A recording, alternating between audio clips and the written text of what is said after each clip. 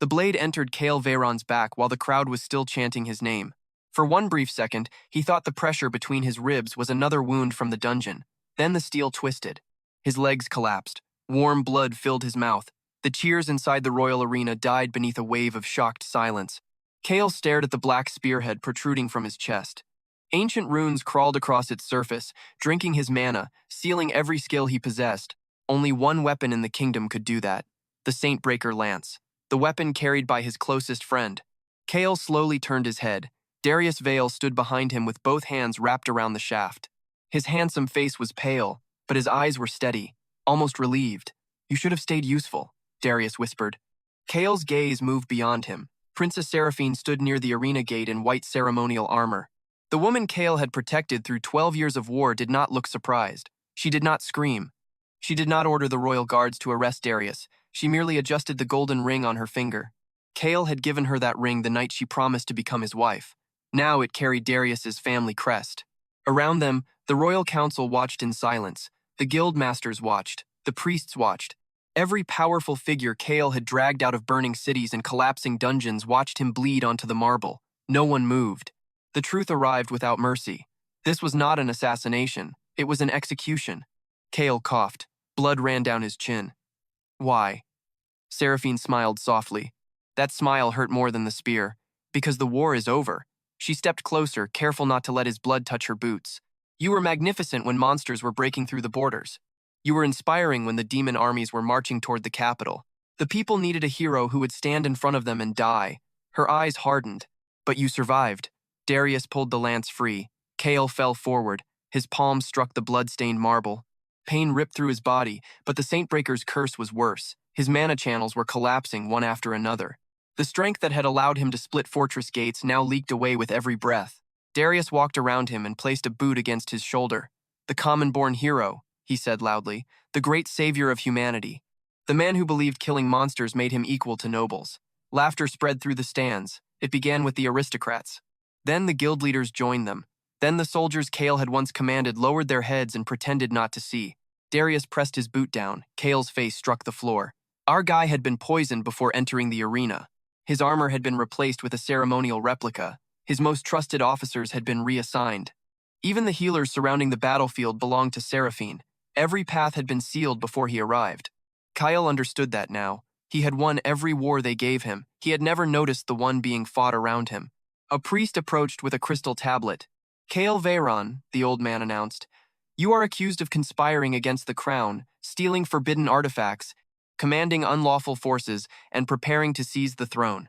The charges were absurd. The audience knew it. That was why they were so effective. Truth did not matter when every witness had already been purchased. The crystal tablet displayed forged orders bearing Kael's mana signature. Images appeared above the arena. Secret meetings. Hidden weapons. Letters promising military ranks to rebel commanders. Beautiful lies. Crafted by people who had studied him for years. Seraphine crouched beside him. "You should feel honored," she whispered. "Your death will unite the kingdom one final time." Kael looked into the eyes of the woman he had loved. There was no guilt inside them, only calculation. He remembered carrying her through a city filled with plague corpses. He remembered shielding her from a dragon's breath until his armor melted into his skin.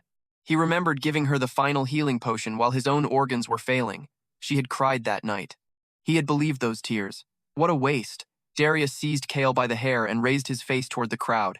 "Look carefully," he shouted. "This is what happens when a dog mistakes applause for authority." The nobles roared with laughter. Kael did not struggle. His rage became very still. The pain faded behind it. The humiliation faded. Even fear became distant. He studied every face in the royal box. Seraphine, Darius, High Priest Mulrek, Guildmaster Roven, 4 people, 4 architects, 4 debts. He carved them into his final memory. Darius mistook the silence for surrender. He leaned close. "Beg." Kael's lips curved. It was not a brave smile. It was not the smile of a hero facing death. It was colder than that. Darius's expression changed. Only slightly, but Kael saw it. For the first time that day, the traitor felt uneasy. Kael spat blood across his polished armor. Darius's face twisted. The lance descended again. This time, it pierced Kael's heart. The world vanished. There was no light. No heavenly gate. No comforting voice. Only cold. Endless cold. Kael drifted through darkness without a body. He could not breathe. He could not move. He could not tell whether a second or a century had passed. Then something whispered, not into his ears, into the remains of his soul, death compatibility confirmed. The words were pale and silent. Hatred threshold exceeded. Unclaimed soul detected beyond the authority of the living system. Searching for suitable class. The darkness trembled. Countless symbols appeared around him. Warrior, saint, sword king, dragon slayer. Classes known across the world. Every symbol shattered. A final door emerged from the void. It was made of black bone. Chains covered its surface. Behind it, something ancient scratched from the other side. No suitable class found. Creating new authority. Unique origin class awakened. First necromancer. The door opened. Hands reached through. Not living hands. Skeletal fingers. Rotting claws. Transparent palms formed from blue fire. They seized Kael's soul and dragged him downward. He fell through screams, through battlefields, through mountains of forgotten corpses, through kingdoms buried so deeply that even history had lost their names. Every dead thing turned toward him. Every empty skull lowered its head. Then his lungs filled with air. Kael opened his eyes. Rain struck his face. He was lying in mud beneath a broken wagon. For several breaths, he did not move. His heart was beating. That alone was impossible. He raised one hand. It was thin, pale, unscarred. Not the hand of a veteran who had spent decades holding a sword. Kael touched his chest. No spear wound. No melted armor fused to his skin. No old injury beneath his ribs. A puddle beside the road reflected a younger face. Sharp eyes. Black hair hanging across his forehead. Hollow cheeks from hunger. His face. But not the face that had died in the arena. This was Kael at 16 years old. The rain continued falling. Somewhere beyond the overturned wagon, men were laughing. Memory struck him. This road. This storm. This wagon. He had lived this moment before. It was the day his village sent him to the capital for the awakening ceremony. Bandits had attacked the merchant convoy before sunset. In his previous life, Kael had crawled beneath the wagon and remained there until morning. He had survived while everyone else died. That shame had driven him to become stronger. It had shaped the obedient hero the kingdom later used. Kael closed his eyes. The date formed inside his mind. More than 20 years before his execution, he had returned to the beginning. A boot splashed through the mud. Found another one. The wagon shifted. A bandit dragged Kael out by the ankle. Our hero allowed his body to go limp. The man laughed and flipped him onto his back. He was broad, bearded, and missing part of one ear. Kael remembered him. This bandit had searched the corpses for coins, then stabbed the wounded to avoid witnesses. In the old timeline, Kael had spent years dreaming of killing him. Now the man was kneeling within arm's reach. Still breathing, the bandit called. Then stop him, someone answered. The bandit drew a knife. Kael watched the blade approach. He felt no panic. A translucent window appeared above the man's shoulder. First, necromancer authority active. Available corpses nearby, 17. Available unbound souls nearby, 23. Starter skill unlocked. Raise lesser dead. Starter skill unlocked. Soul harvest. Starter skill unlocked. Grave command. First companion slot available. The bandit raised the knife. Kael looked past him. A dead merchant lay beside the road. His body was crushed beneath a wheel, but one arm rested free in the mud. Kael's thoughts touched the corpse. Something answered. Rise. The word was quiet. The mud exploded. A skeletal hand tore through the merchant's flesh and seized the bandit's wrist. The knife stopped inches from Kael's throat. The bandit stared. The corpse convulsed. Skin split. Bones pulled themselves free with wet cracking sounds. Blue fire ignited inside an empty skull. The half-formed skeleton ripped its other arm from the mud and struck the bandit across the jaw. The man fell sideways. Kael rolled to his feet. His young body was weak. The instincts inside it were not. He caught the falling knife and drove the hilt into the bandit's temple. Once, twice. The bandit collapsed. The skeleton crawled from the corpse, but its left arm had been crushed beyond use. It stood unevenly, ribs broken, one blue eye burning brighter than the other. Then it looked at Kael. The skeleton straightened. It placed its remaining fist against its chest and bowed. Kael stared at it. The creature tilted its skull, as if wondering whether the bow had been impressive enough. A notification appeared. First companion created. Incomplete skeleton. Rank, common, condition, one arm missing. Multiple fractures. Excessive confidence. Kael almost laughed. Almost. The sound never reached his lips. He looked toward the trees. 6 bandits remained near the road. They had heard the struggle. Their voices were approaching. The one-armed skeleton picked up the bandit's knife.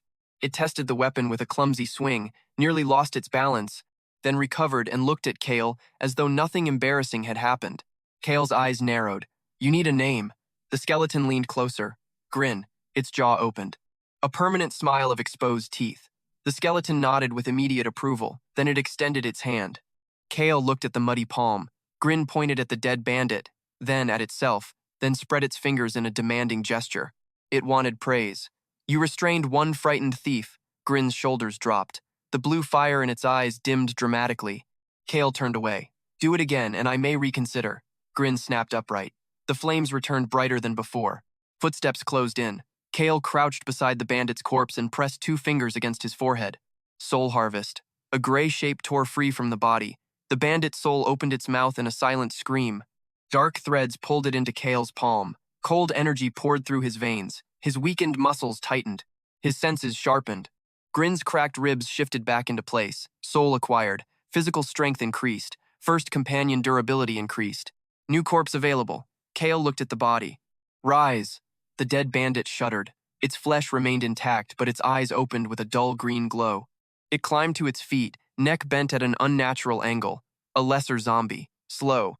Weak. Enough. The remaining bandits entered the clearing. Their leader came first, tall, scarred.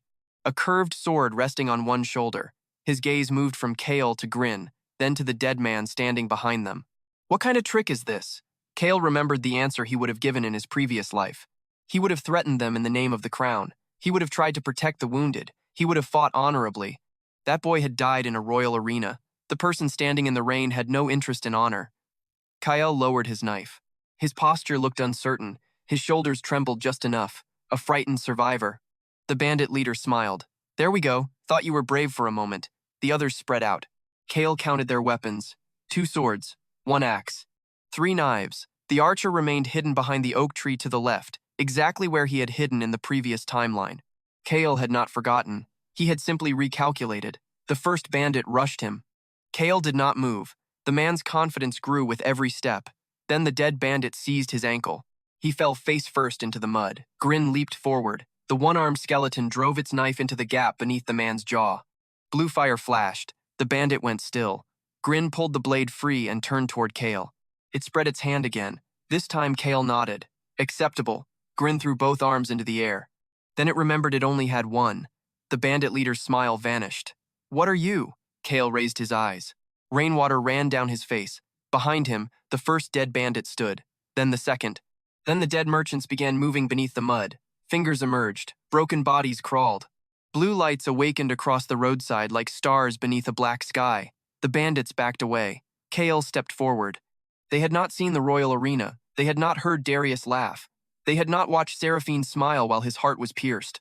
But they were the first living beings standing between him and the capital. That was enough. "I am not sure yet," Kael said. His voice was calm. The dead gathered behind him. "But the people who killed me will learn first." The bandit leader turned to run. Grin looked at Kael. Kael gave a small nod. The skeleton lunged into the rain.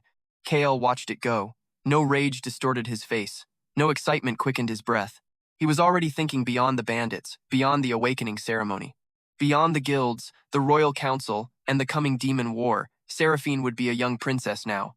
Darius would still call him a friend. High Priest Malrek had not yet become the kingdom's most beloved holy man. Guildmaster Roven had not yet buried the evidence of his crimes. None of them knew the dead man they had betrayed was walking toward them through the past. Kael touched the invisible black door inside his soul. Countless voices whispered behind it. An army waiting to be born. His revenge would not be rushed. A quick death would be mercy. He would let them rise. He would let them gather power. He would let them build their reputations, their fortunes, their alliances, and their dreams. Then he would take everything away one piece at a time. The bandit leader screamed somewhere in the forest. Grin returned moments later, dragging the man by one leg. The skeleton dropped him at Kael's feet and proudly extended its hand. Kael looked down at the terrified bandit, then at the road leading toward the capital. His smile returned. Cold, patient, perfectly controlled. "Good work, Grin." The skeleton placed its fist against its chest and bowed so deeply that its skull fell off. Kael caught it before it hit the mud. Grin's body froze. Its blue flames flickered with humiliation. Kael set the skull back onto its spine. "We have a kingdom to bury." Thunder rolled across the dark horizon. Behind him, 17 corpses rose together. By sunrise, every corpse along the road was gone. Not buried. Not burned. Walking, Kael marched toward the capital with 17 undead hidden beneath patched merchant cloaks. Their movements were stiff, but the rain and mud concealed most of the damage. Anyone watching from a distance would see exhausted survivors limping toward safety. Grin walked beside him with his skull held slightly too high. The skeleton had stolen a traveler's hood and wrapped strips of cloth around its exposed jaw. One arm still hung empty beneath the cloak. The other carried the bandit leader's curved sword. The weapon was too heavy. Grin refused to admit it. Every few minutes, the sword's tip dragged across the road. Sparks jumped from the stones. Grin would immediately lift it again and glance at Kael as though the noise had come from somewhere else. Kael said nothing. The capital walls appeared before noon, Aurelis, the golden heart of the kingdom. In his previous life, Kael had looked upon those white towers with awe. He had believed the city represented order, justice, and opportunity. Now he saw polished stone built over graves. Royal banners moved above the gates. The crest of House Vale hung beside the crown, Darius's family. Kael stopped among the waiting wagons and studied it. The betrayal was still decades away, but the roots were already here. House Vale controlled military appointments. High Priest Malrek controlled awakenings. Guildmaster Roven controlled dungeon access. Princess Seraphine controlled the royal family's public image. 4 powers. 4 doors into the kingdom's throat. Kael would not attack any of them yet. A corpse did not become useful because it was angry. It became useful when it was placed correctly. At the gate, royal soldiers inspected every traveler. Kael dismissed the lesser zombies one at a time before reaching the checkpoint. Their bodies collapsed in an abandoned drainage tunnel outside the wall. Their souls remained stored inside the black door within him. Grin was different. The first companion could not be dismissed so easily. Kael led him behind a ruined shrine and removed the merchant cloak. "You stay here." Grin pointed at the city, then at itself, then at Kael. "No." Grin's blue eyes dimmed. "You are a walking skeleton carrying a stolen sword." Grin slowly looked at its own body. Then it pulled the hood lower. Kael stared. Grin straightened with complete confidence. "That does not solve the problem." The skeleton's shoulders dropped again. Kael placed 2 fingers against its forehead. A new notification appeared. First companion may enter grave rest. Companion will remain conscious within the necromancer's shadow. Minor soul recovery increased while resting. Grave rest. Blue flame folded inward. Grin's body broke apart into pale dust and flowed into Kael's shadow. The curved sword fell to the ground. A tiny skeletal hand emerged from the darkness and tried to pull the sword with it. The weapon did not move. The hand vanished.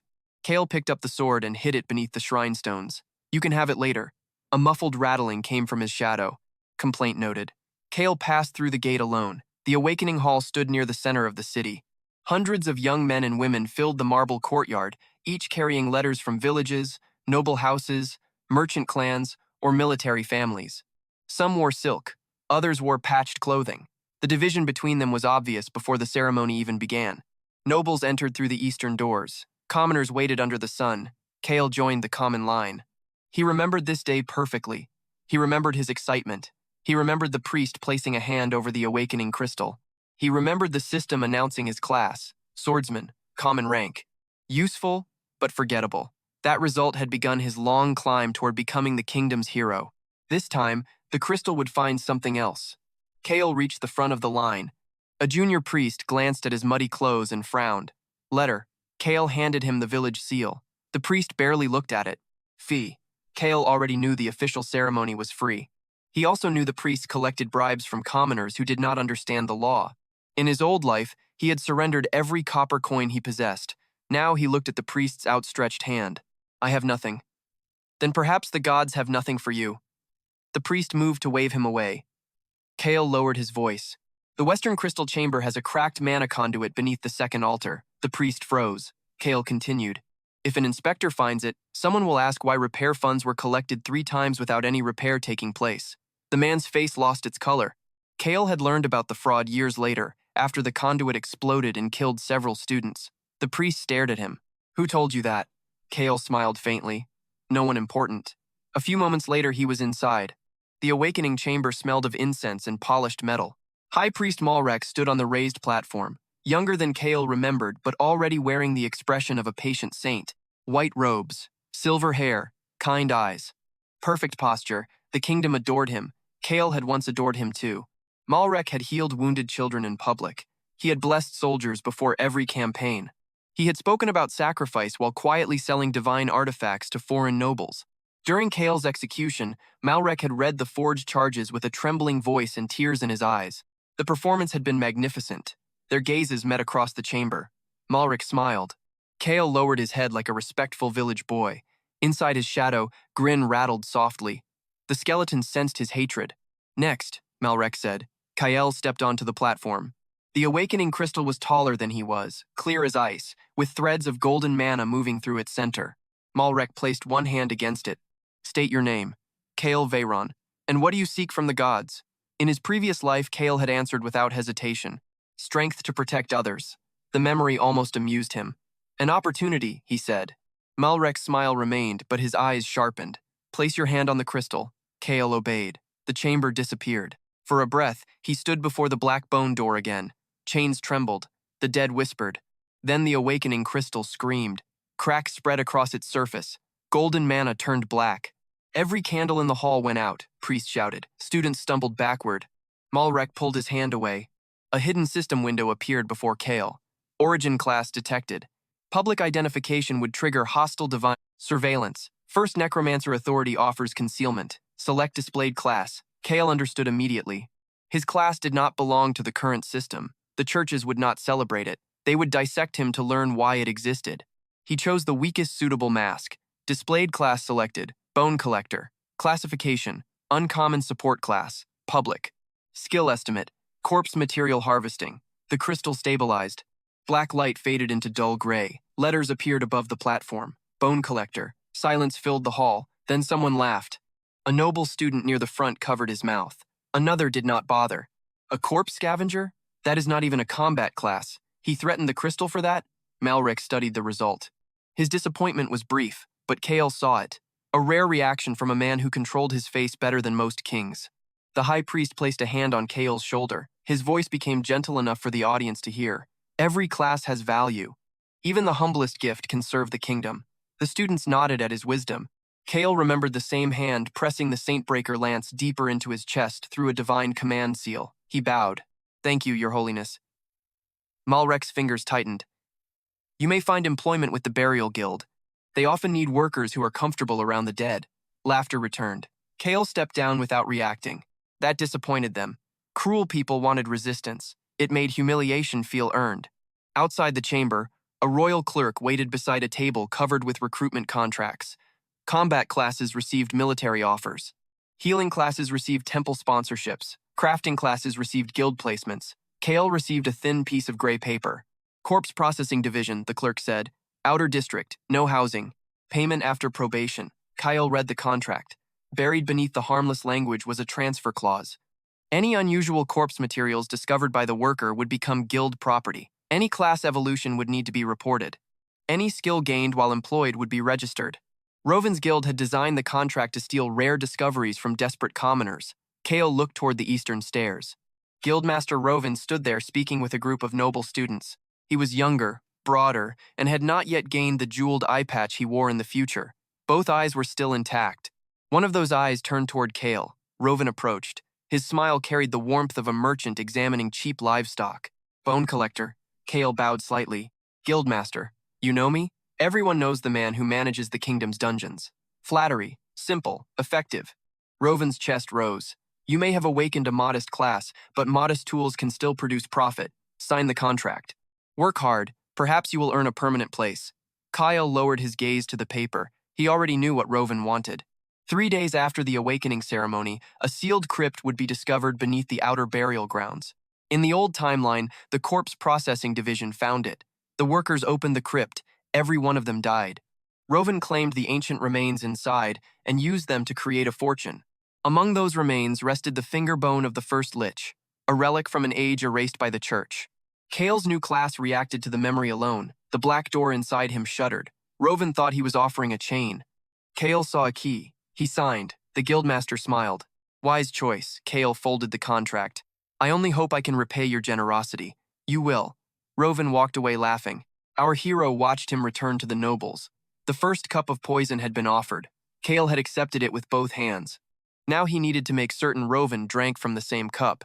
The Corpse Processing Division occupied a stone warehouse beyond the city's southern wall.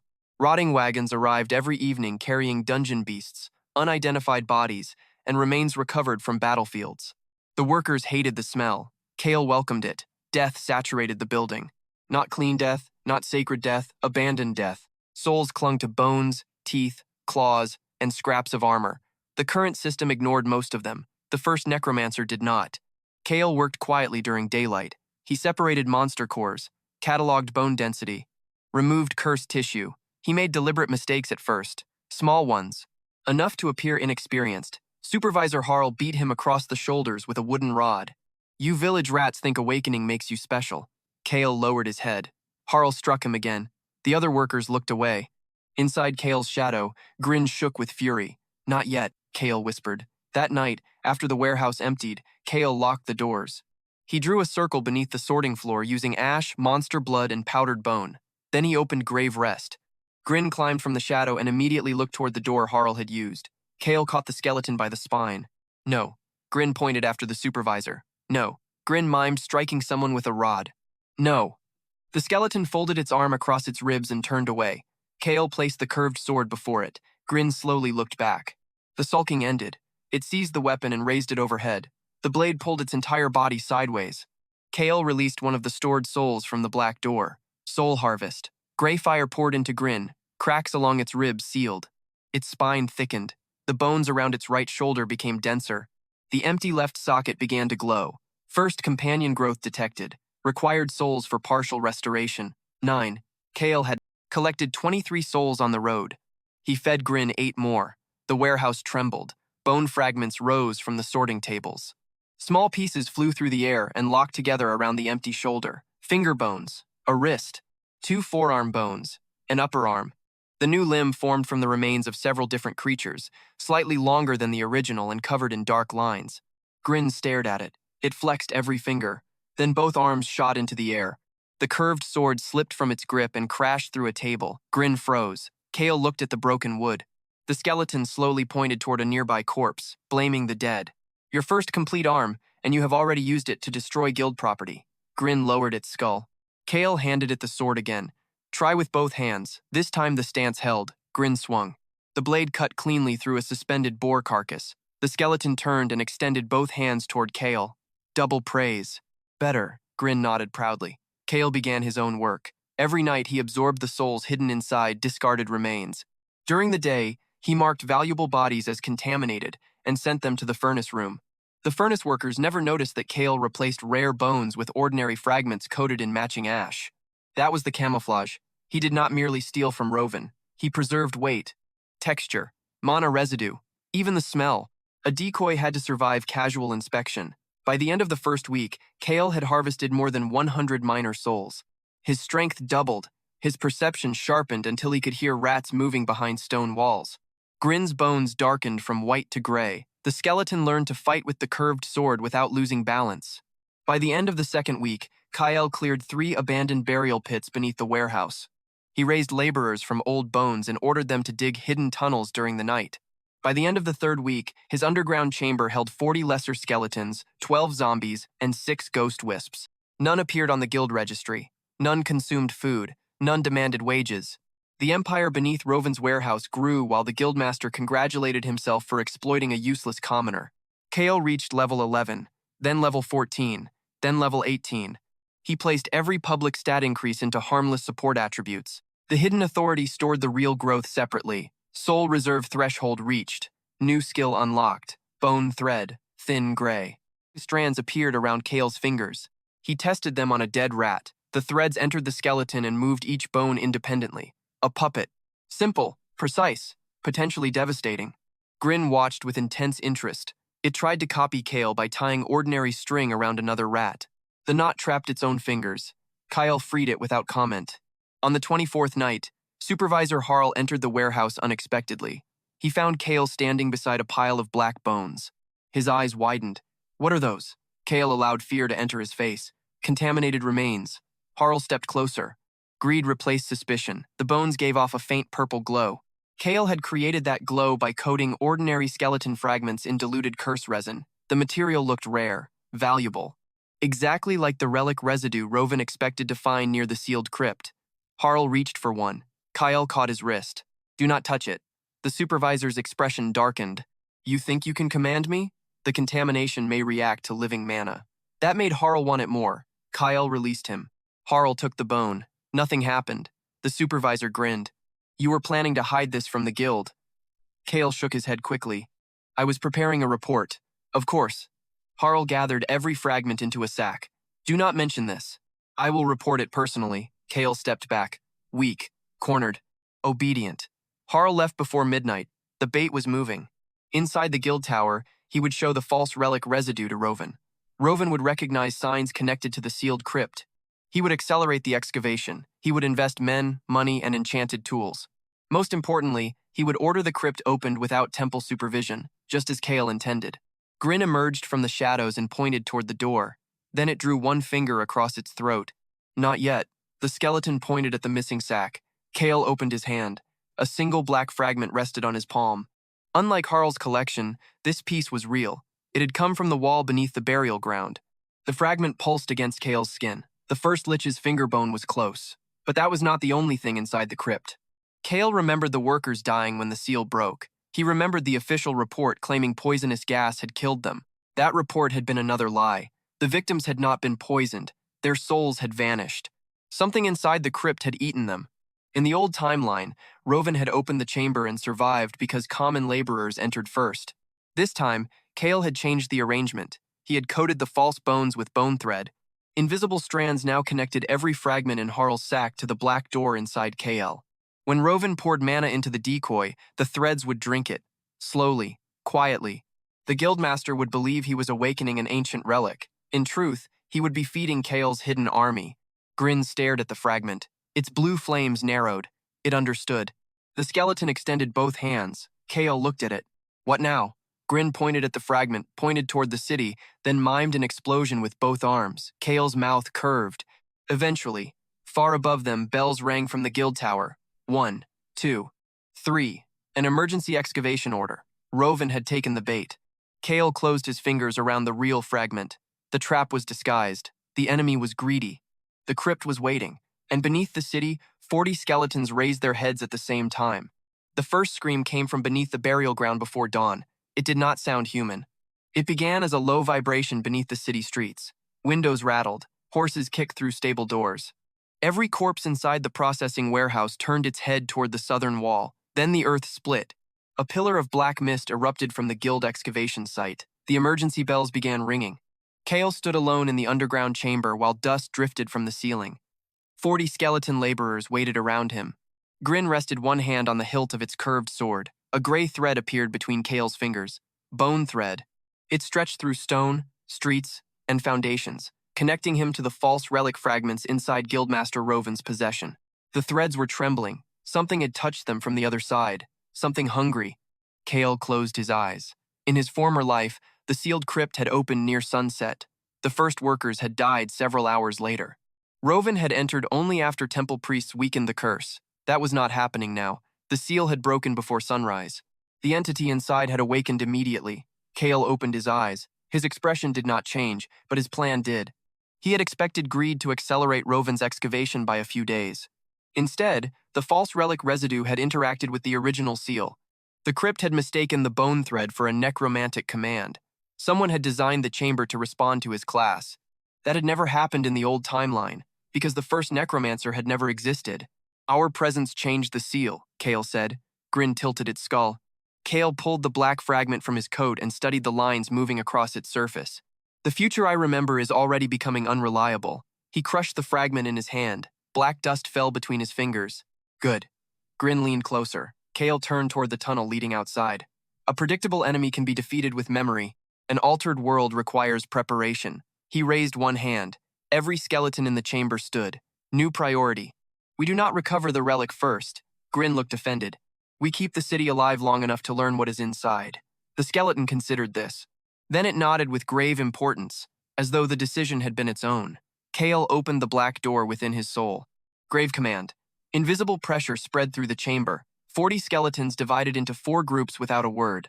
10 moved toward the burial ground. 10 entered tunnels beneath the warehouse. 10 carried sealed jars of monster blood. The final group dismantled the hidden chamber, erasing evidence of the undead army. Kael pointed at Grin. You come with me. Grin drew its sword. The blade cleared the sheath smoothly, then struck the stone ceiling. Grin lowered it and pretended nothing had happened.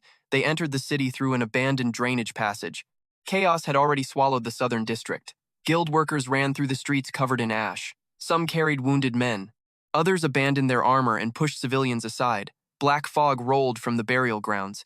Anything it touched began to decay. Wood cracked, flowers shriveled, small animals collapsed. The royal guard formed a barricade near the outer market, but none of them advanced into the mist. Kael pulled his hood lower. Publicly, he was still a weak bone collector. That mask remained useful. A blood-covered man stumbled from the fog. Supervisor Harl.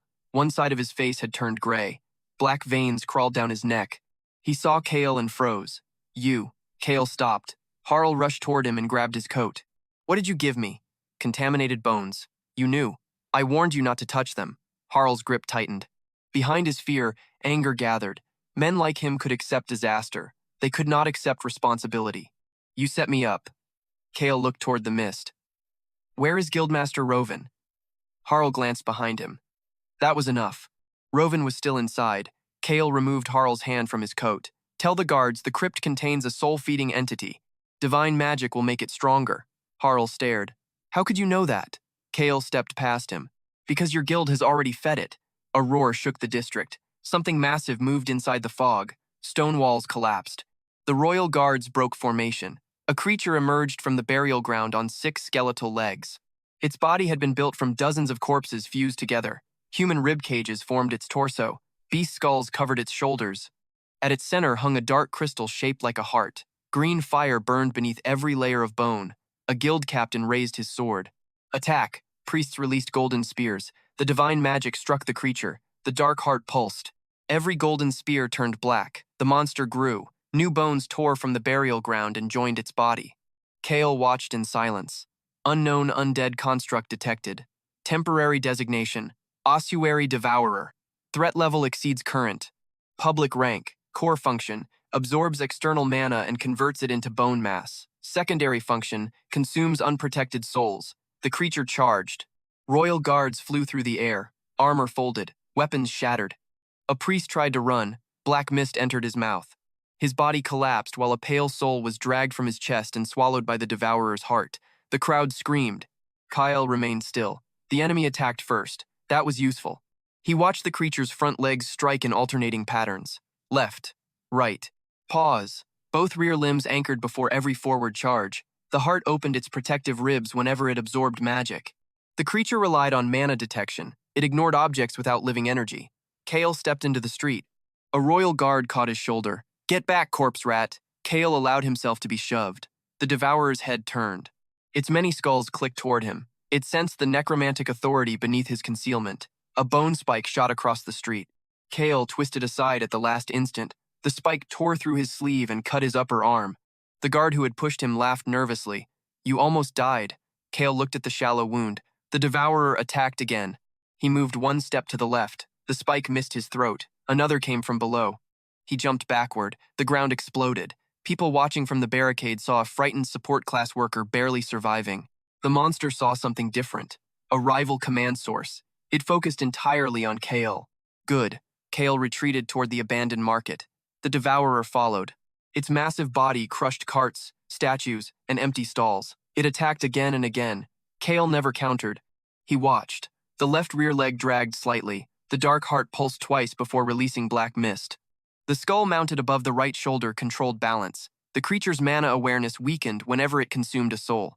Every weakness entered his plan. Guild soldiers gathered behind the barricade. One of them recognized Kael. "The bone collector is leading it away." Another laughed. "He is running for his life." Roven appeared among them. His expensive coat was torn. Blood covered one eye. He clutched the sack containing Kael's false relic fragments. The black bones were glowing brightly now. Bone Thread had been drinking the devourer's released energy through them. Roven still held the sack like treasure. Even after watching the crypt destroy his men, greed had not released him. Kael saw him. Roven saw Kael. The guildmaster's expression twisted. "You caused this." Kael continued retreating. Roven pointed toward him. "Capture that worker." His class activated the seal. No one obeyed. The devourer had entered the market. Its 6 legs spread. Its chest opened. Black mist gathered around the heart. Kael stopped running. The crowd behind the barricade watched. Roven smiled. He believed the useless commoner had reached a dead end. The devourer released its mist. Kael raised one finger. Now.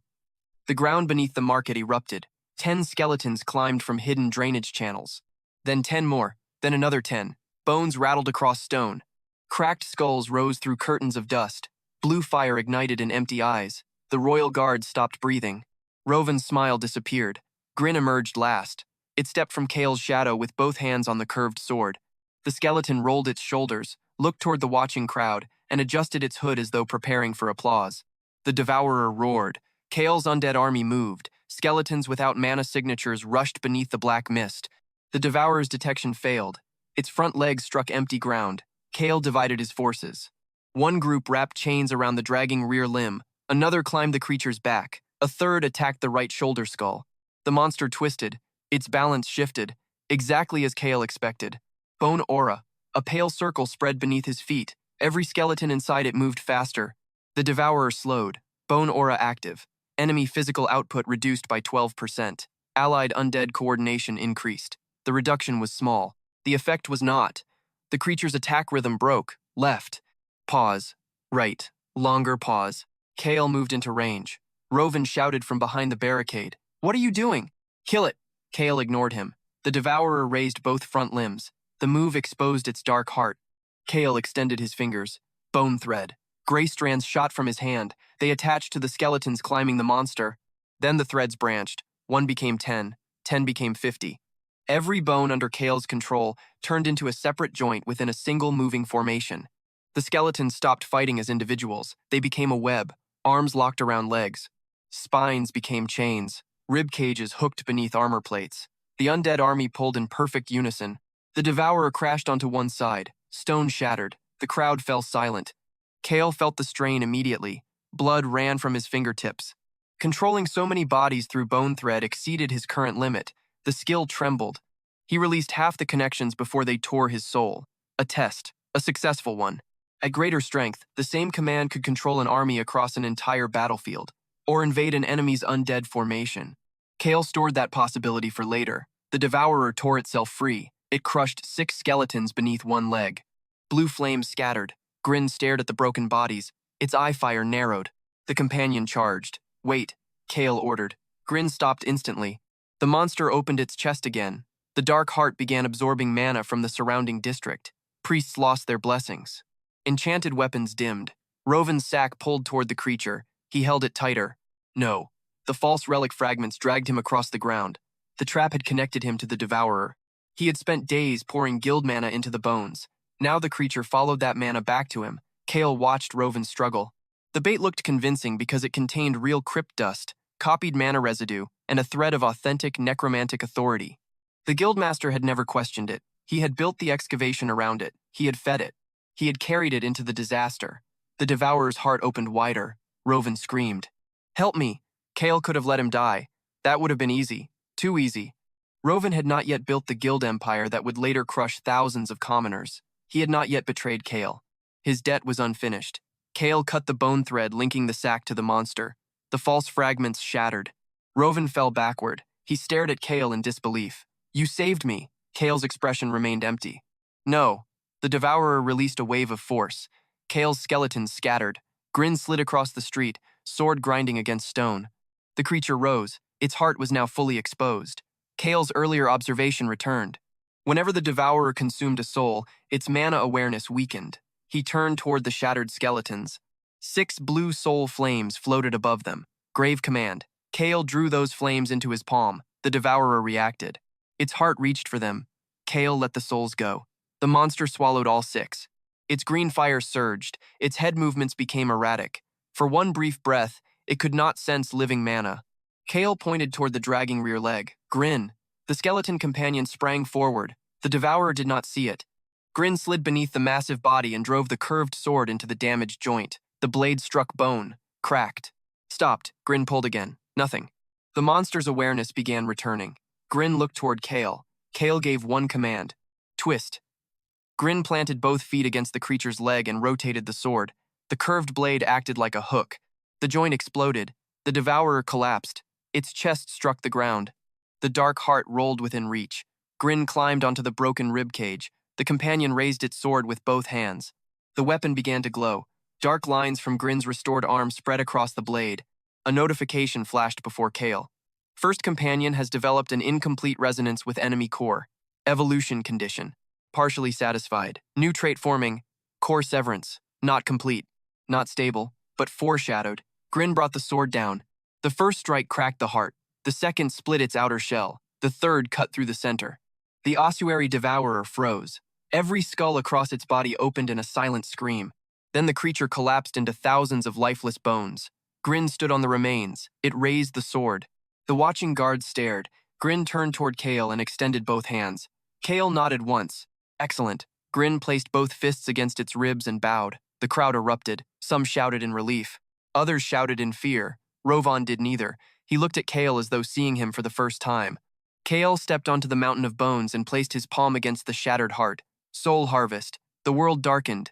A vast soul tore free. It was not one spirit. It was hundreds fused together. Workers, prisoners, forgotten corpses. Victims consumed across centuries. The souls poured into Kael's black door. Power struck him hard enough to stop his heart for a breath. Then it began beating again. Soul mass acquired. Level increased. Level increased. Level increased. Bone aura strengthened. Bone thread control capacity increased. First companion durability increased. First companion evolution path detected. Possible. Evolution. Elite bone swordsman. Grin's gray bones darkened. The cracks along its body vanished. A thin ridge of black bone formed across its chest like the beginning of armor. The companion touched it, then looked at Kael, then puffed out its ribs proudly. Kael stepped down from the remains. Royal guards surrounded him. Priests kept their distance. Guild soldiers whispered. The weak bone collector mask had cracked, not shattered. Not yet. The witnesses had seen him control skeletons. They had not seen the army beneath the warehouse. They had not seen the black door. They had not seen the full soul reserve waiting behind it. Rovan approached slowly. His fear had already begun turning into greed. What class are you really? Kael looked at the guildmaster's blood-covered face. The class written on your contract. That was not corpse harvesting. You told me modest tools can still produce profit. Rovan's jaw tightened. The same words returned to him, harmless for now. Later, they would cut deeper. High Priest Malrek arrived with temple knights. His white robes moved through the dust without touching the ground. The crowd parted. Malrek looked at the destroyed creature, then at Grin, then at Kael. His kind expression remained perfect. Only his eyes changed. Interest, suspicion, hunger. Young man, Malrek said gently, the gods appear to have given you a greater burden than our crystal revealed. Kael bowed. Perhaps the crystal was damaged. Malrek smiled. Perhaps. Their gazes held. Kael felt divine mana search the edges of his soul. The black door remained closed. Nothing escaped. Malrek's smile thinned. You must come to the temple. We will help you understand this gift. An invitation. A cage. Kael looked toward the ruined burial ground. The devourer had awakened earlier than expected. The sealed crypt had responded to his authority. The timeline had already split. Following his old plan without adjustment would be stupidity. He needed information before the church erased it. He needed the relic beneath the crypt. He needed Malrek to believe he remained controllable. Kael lowered his head. I would be honored. Malrek relaxed. Rovan did not. The guildmaster stepped forward. He is under contract with my guild. Malrek turned his saintly smile toward him. Then I am certain we can discuss custody. Custody. Not guidance. Not protection. They were already fighting over ownership. Kael stood between them like a valuable corpse. Neither man noticed his shadow moving.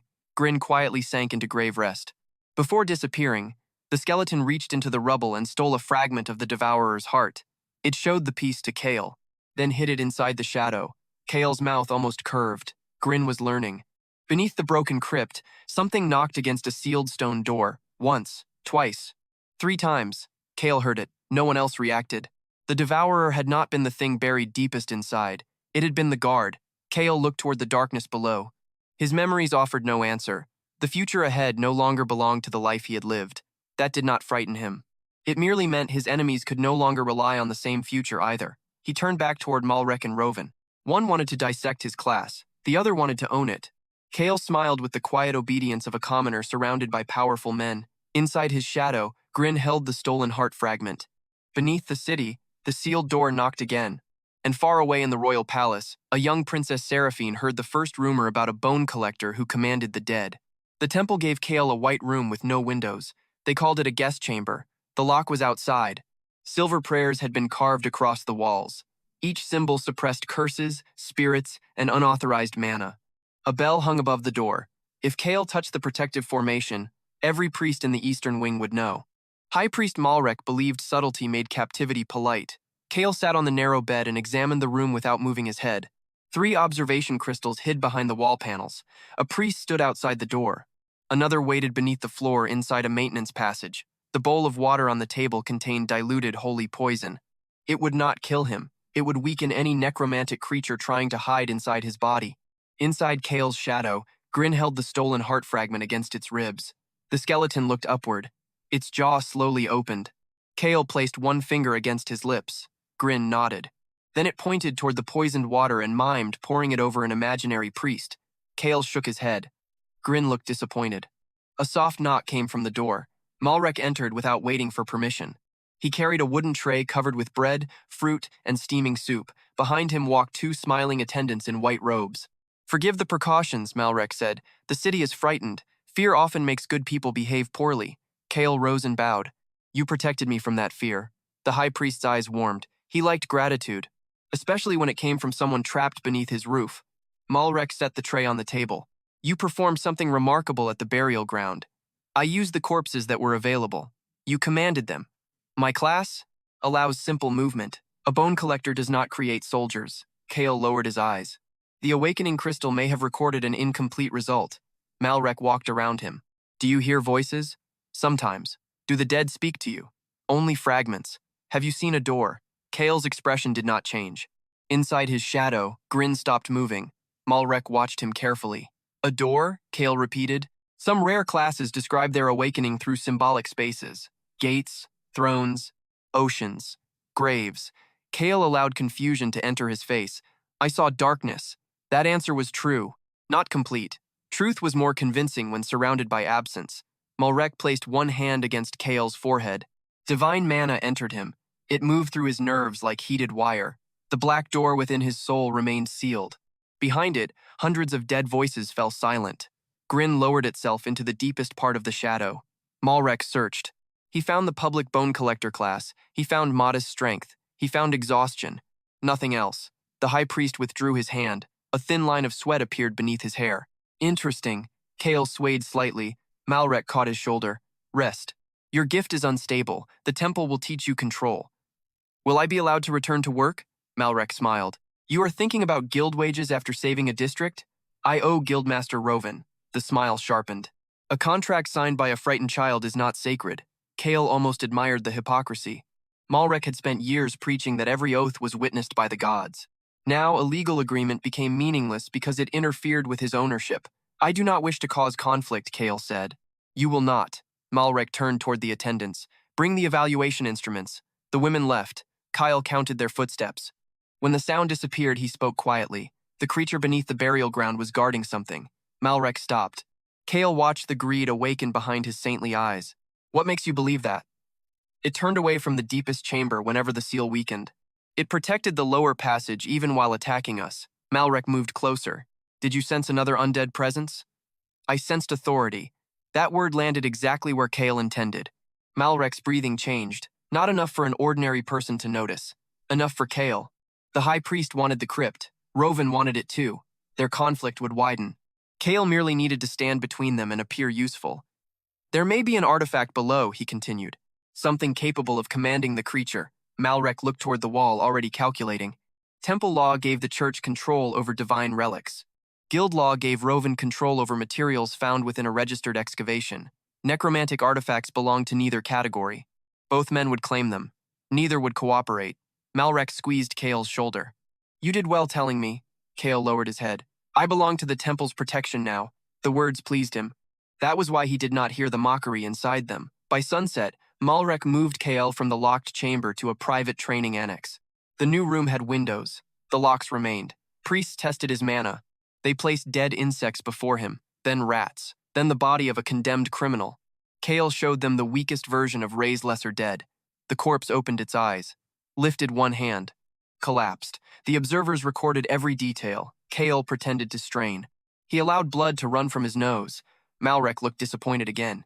"Good. The more ordinary the skill appeared, the longer they would underestimate the authority behind it. At midnight, the temple bells rang for prayer. Kael sat cross-legged on the floor, his shadow stretched beneath the door. Grave rest. The darkness thinned. A thread no wider than a hair slipped under the wall and entered the maintenance passage. Grin emerged on the other side, one bone at a time. Its skull appeared first, then its shoulders. Then the rest of its body unfolded from the shadow. The skeleton stood and brushed dust from its ribs. It looked back toward the locked room. Kael's voice traveled through bone thread. Follow the lower corridor. Grin saluted. It moved silently through the temple. The stolen heart fragment pulsed inside its chest cavity, guiding it toward hidden mana. Grin passed sleeping guards, avoided prayer formations, climbed beneath a library floor.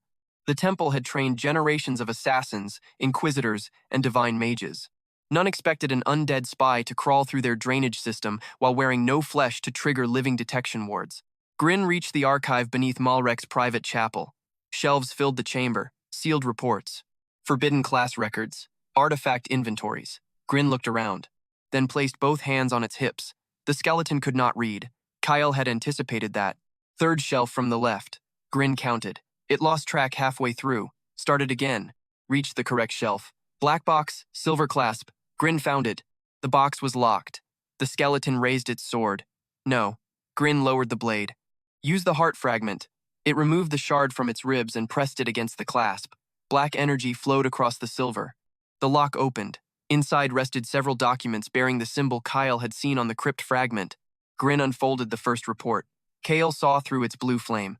The pages described an extinct class lineage. Grave sovereigns, masters capable of binding dead armies without divine permission. The church had erased them centuries ago. The deepest crypt beneath Aurelis had once served as their prison. Not tomb, prison. The first lich's fingerbone had not been placed there as treasure. It had been used as a key. Kael read faster. A prisoner remained beneath the city. Name unknown. Rank unknown. Status listed as dormant. The final line had been added in Malrek's handwriting. If the seal reacts, locate the compatible vessel before awakening the prisoner. Kael understood. The awakening crystal had screamed because Malrek's temple was already searching for someone like him. The high priest had not asked about the black door from curiosity. He knew part of the truth. Close it, Kael ordered. Grin returned the papers. Before shutting the box, it noticed a small silver badge. The skeleton picked it up. No. Grin slowly placed it back.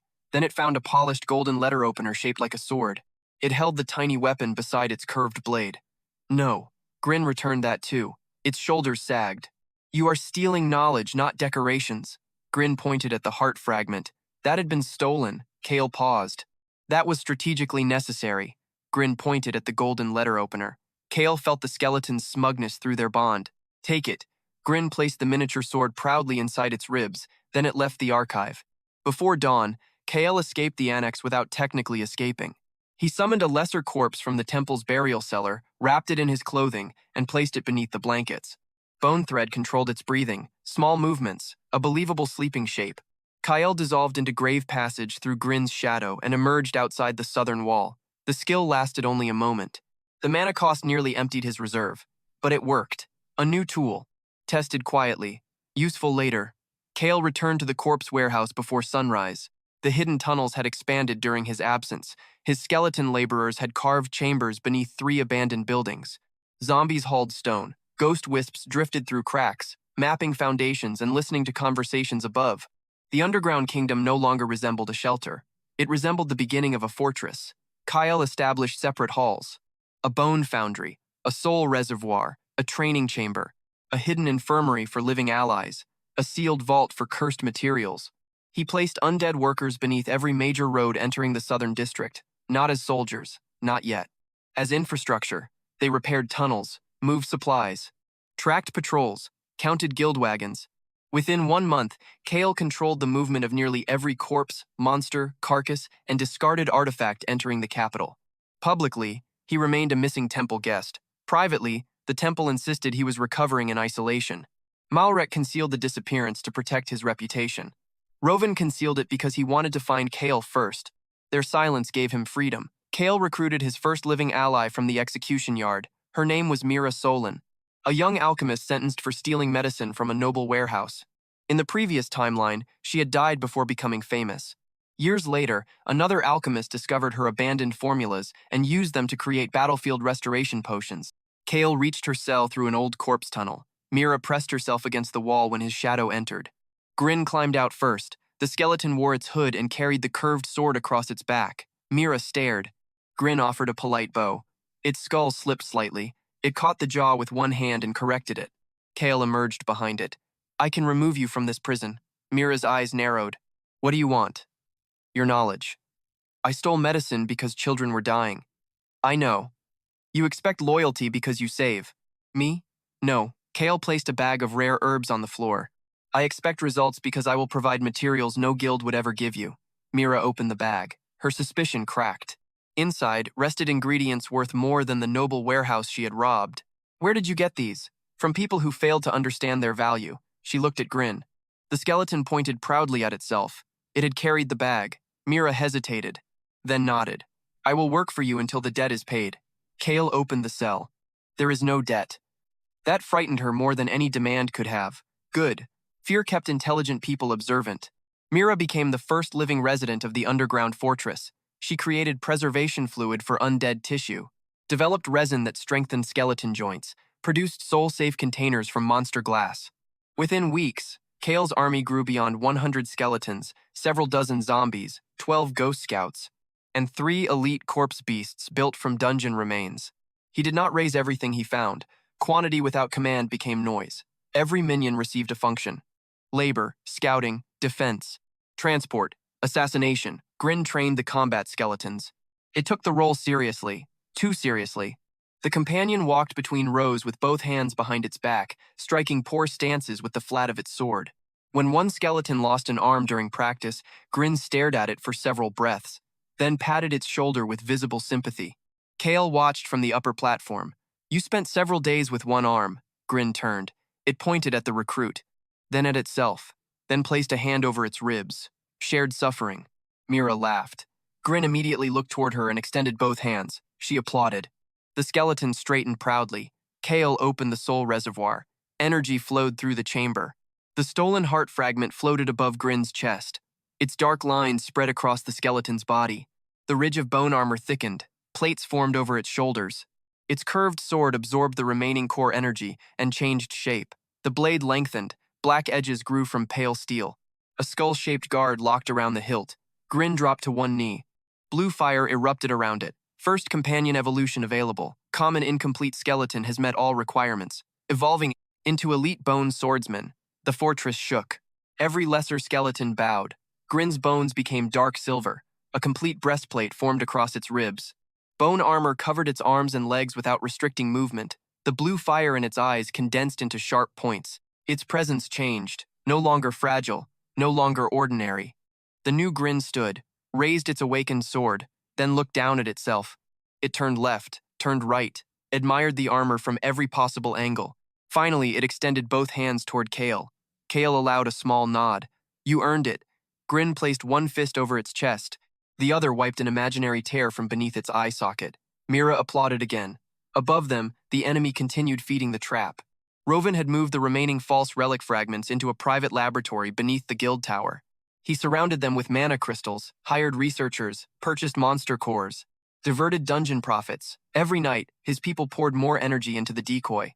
Every night, Bone Thread carried part of that energy into Kael's soul reservoir. The guildmaster believed the fragments were rebuilding an ancient command relic. The glow became brighter.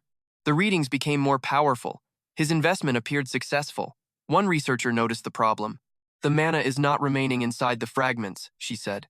Something is draining it beyond the laboratory. Rovan stared at the pulsing black bones. Toward the crypt? We cannot confirm. Then increase the flow. The structure may collapse. Rovan's fingers tightened around the table. He had already spent a fortune. Admitting uncertainty would mean admitting he had been deceived. Greed spoke louder than caution. Double it. The researcher obeyed. Mana flooded the fragments. Far beneath the southern district, Kael's soul reservoir ignited. 100 skeletons raised their weapons. Ghost scouts expanded across the capital. Elite corpse beasts opened their eyes. Grin's awakened sword burned with black flame. Kael stood above his hidden army, while power stolen from Rovan poured through the fortress. Mira looked at the glowing channels in the walls. How long can this continue? Until he understands. And when he does, Kael watched the bone threads spreading beneath the city like veins. He will invest more. Mira frowned. That makes no sense. It does to a man who cannot accept that he was wrong. Across the capital, Rovan ordered another shipment of mana crystals. Inside the temple, Malrek prepared an expedition to open the deepest crypt. Inside the palace, Princess Seraphine requested a private report about the mysterious corpse commander. 3 enemies were moving. Each believed Kael was hidden, wounded, and alone. Beneath their feet, his territory stretched from the burial ground to the outer markets. His army guarded warehouses filled with food, weapons, medicine, monster cores, and relic fragments. His first companion stood at his side in elite armor. His living ally refined a potion capable of preserving souls after death. Kael placed one hand against the black door within him. The whispers beyond it had become a roar. He had returned to the past with nothing. Now he possessed a fortress, no map recorded, an army no census counted, and a supply line funded by the man who planned to enslave him. Grin lifted its sword. The underground legions answered by striking their weapons against the stone. Once. The sound rolled beneath Aurelius like distant thunder. Above them, no one understood what it meant. Kael did. His empire had begun breathing. The announcement appeared across Aurelius at sunrise. Every public crystal displayed the same image. Guildmaster Rovan stood beneath the banners of the Royal Guild, one hand resting on the hilt of his jeweled sword. High Priest Malrek waited beside him in ceremonial white. Behind them stood royal officers, noble representatives, and temple knights. They looked united. They were not. Citizens of Aurelius, Rovan began. Our city has endured an attack from forbidden necromantic forces. Images of the ruined burial district appeared behind him. Broken homes, shattered streets, bodies covered by white sheets. The guild had carefully removed every image showing Kael saving survivors. In their version, the bone collector had awakened the ossuary devourer, stolen corpses from the guild, and fled into the southern district. Rovan's voice deepened. The criminal calls himself Kael Veyron. Kael watched the broadcast from beneath an abandoned bakery. Mira stood beside him with her arms folded. Grin sat on a supply crate, sharpening its awakened sword with a stone. Every time Rovan called Kael a coward, the skeleton scraped harder. Sparks flew. Malrek stepped forward. His expression carried gentle sorrow. Kael is young, confused. Corrupted by powers he does not understand. The temple does not seek his death. A reward notice appeared beneath his face. Gold for information, more gold for capture, execution for anyone sheltering him. Mira glanced at Kael. They do not seek your death. They seek my cooperation after removing every alternative. That sounds like death with paperwork. Kael looked at her. Mira shrugged. Grin pointed at her and nodded enthusiastically. Malrek continued. If Kael surrenders, the temple will cleanse him and offer mercy. Kael remembered the archive records. Compatible vessel. That was their meaning of mercy. Rovan took control of the crystal again. The southern district will be searched house by house. Any unregistered corpse materials, monster bones, or burial tools will be seized. Guild patrols will remain until the threat is eliminated. Mira's face tightened. They are not searching for you. No. They are taking control of every corpse route in the district. Yes, Rovan had recognized part of Kael's supply system. Not the underground fortress. Not the true army, but enough to understand that corpses were resources. The guildmaster intended to starve Kael while confiscating everything valuable along the way. The broadcast ended with a final image. A public trial platform had been constructed in Victory Square. At its center stood a wooden figure wearing Kael's face. A practice execution. A promise. Rovan had reached the stage where caution felt like weakness. He had temple support, royal permission, guild soldiers, public fear. He believed the entire city stood behind him. Kael rose. Begin evacuation protocol. Mira blinked. We are abandoning the fortress? We are letting them find it. Grin stopped sharpening. Its blue eyes narrowed. The skeleton pointed downward, then spread both hands protectively over the chamber. Kael understood. Grin considered the fortress its home. We are not losing it. Grin slowly lowered its hands. We are changing who believes they own it. Kael opened a map across the table. Bone threads moved beneath the parchment, tracing underground corridors in gray light. The fortress contained dozens of visible rooms. The real command chambers lay much deeper. Over the past month, skeleton laborers had built false walls, empty vaults, decoy barracks, and sealed warehouses. The guild would find exactly what it expected: stolen bones, illegal potions, minor undead, evidence of a desperate fugitive gathering an army. They would not find the soul reservoir. They would not find the black crypt passages. They would not find the bone thread network connected to Rovan's laboratory. Mira studied the plan. You built a fake fortress inside the real fortress. I built something greedy men would believe they had conquered. And what happens when they occupy it? Kael touched the map. Gray lines entered every decoy room. They become part of the structure. Grin leaned over the table. Kael pointed to the western tunnel. You will prepare the final seal. The skeleton struck its fist against its chest. Do not engage. Grin's posture stiffened. Do not kill anyone. Its flames dimmed. Do not collect trophies. Grin glanced toward the tiny golden letter opener stored inside its ribcage. Kael stared. The skeleton covered it with one hand. Mira coughed to hide a laugh. You will enter the guild laboratory through this route, Kael continued. Place the heart fragment beneath the central mana array. Grin tilted its skull. The stolen fragment had helped form its elite body. Only a splinter remained, but that splinter still resonated with the false relics. When Rovan activates the array, the fragment will connect his entire laboratory to our bone thread lattice. Grin pointed toward its sword, then toward the map. No combat. Grin lowered the blade. Your task is more important. The skeleton raised its skull slightly. Kael placed one hand on its armored shoulder. If you succeed, the entire guild tower becomes our weapon. Grin's blue flames flared. That satisfied it. The evacuation began before noon. Living workers moved through merchant tunnels disguised as delivery crews. Mira relocated the alchemy lab into an abandoned cistern beyond the eastern wall. Ghost wisps erased footprints. Zombies carried sealed crates through sewer passages. Skeletons remained behind in the decoy chambers. Not the strongest. Not the most intelligent. Only enough to make the discovery convincing. By evening, guild soldiers entered the southern district. They came in polished armor. Too many for a search. Enough for an occupation. Harl led the first patrol. The gray veins on his face had faded, but the fear from the crypt remained. He covered it with cruelty. Doors broke. Families were dragged into streets. Funeral keepsakes were seized as illegal corpse materials. Butchers lost animal bones. Healers lost preserved tissue. Gravediggers were beaten for refusing to reveal burial records. The guild called it protection. The district understood the truth. Rovan was punishing everyone who might have helped Kael. Kael watched through a ghost wisp floating beneath a rooftop. He recorded names. The soldiers who followed orders reluctantly. The ones who enjoyed them. The officers who stole. The guards who looked away. Revenge without classification was wasteful. Not every tool required destruction. Some required new ownership. At sunset, Harl reached the abandoned bakery. He found the hidden entrance almost immediately. Too immediately. Kael had left scratch marks near the oven. A trail of black residue led into the cellar. A torn strip from Kael's old coat hung from a nail. Harl smiled. Found you. He sent a flare into the sky. Guild forces converged. Temple knights followed. Rovan arrived in a black carriage surrounded by elite guards. Malrek came moments later beneath a canopy carried by priests. Neither man trusted the other to enter first.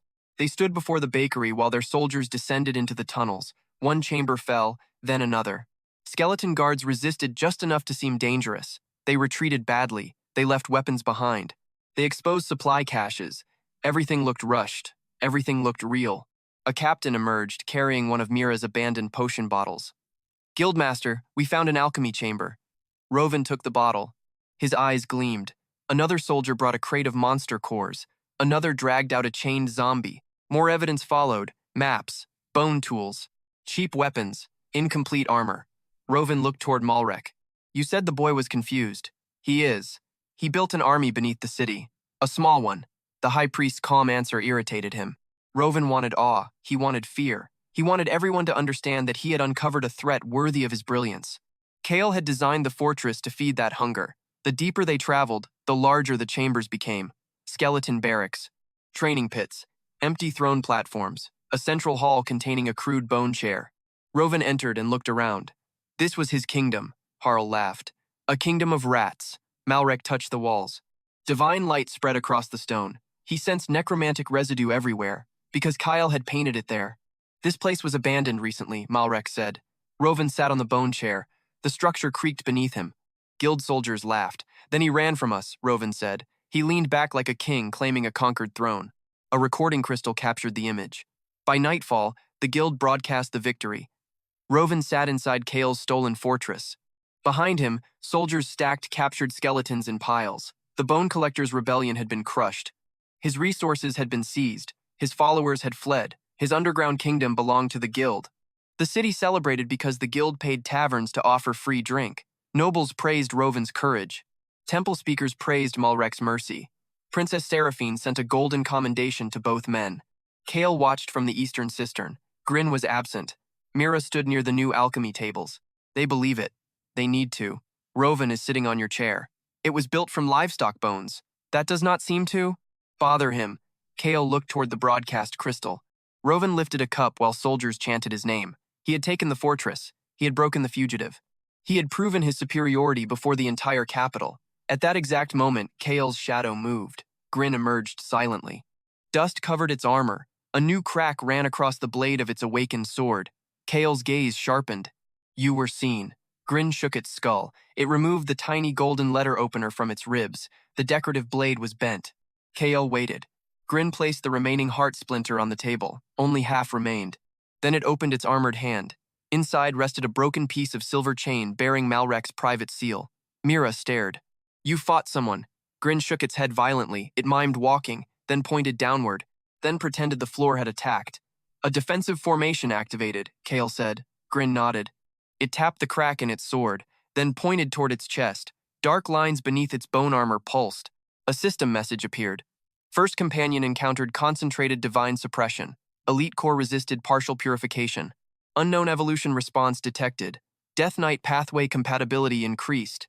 Grin's blue fire flashed black for a fraction of a breath, then returned to normal. A sign, not the evolution itself. A warning of what was coming. Kael examined the broken chain.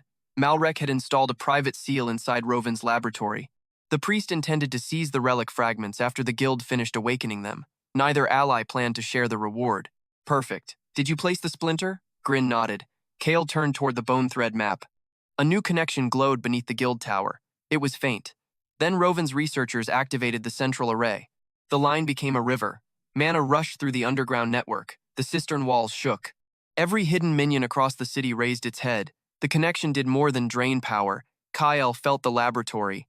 Every rune, every crystal, every containment seal. Even Malrek's divine chain. The guild tower had entered his command lattice. Not fully. Not yet, but enough. Mira watched the glowing map spread. What did Grin actually connect? Their laboratory to the fortress they believed they captured. Rovan's soldiers had occupied the decoy chambers. They had carried mana crystals inside. They had established command posts.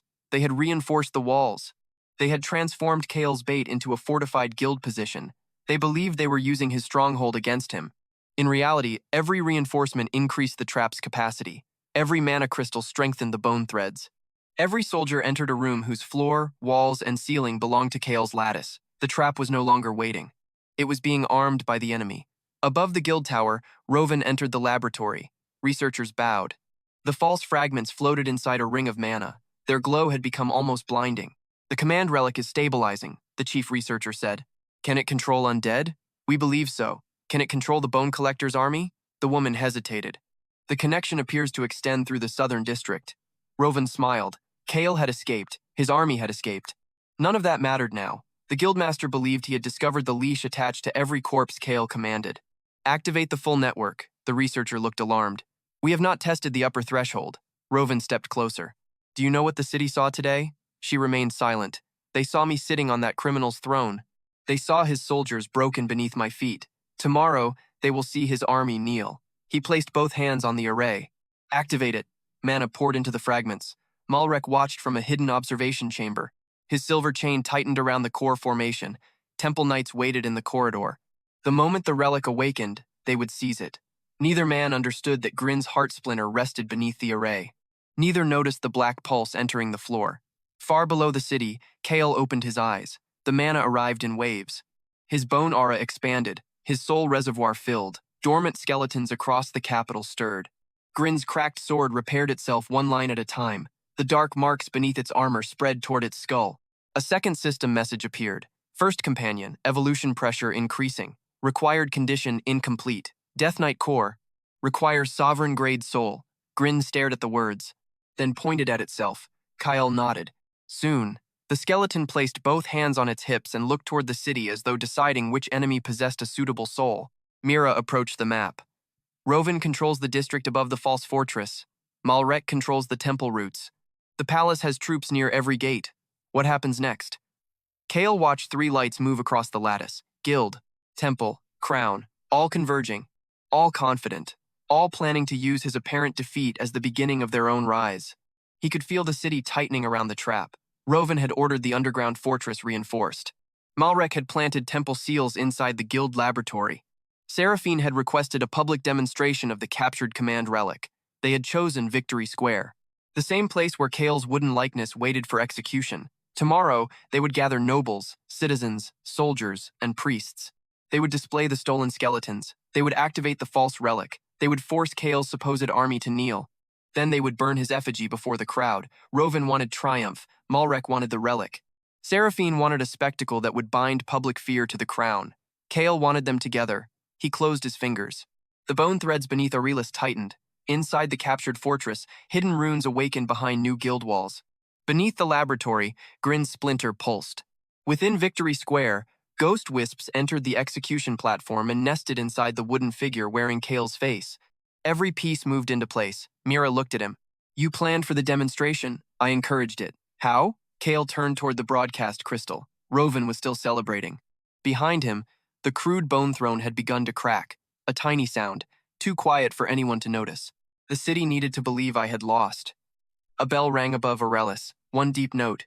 The public signal announcing the next day's execution ceremony. Grin's blackening eye fire narrowed.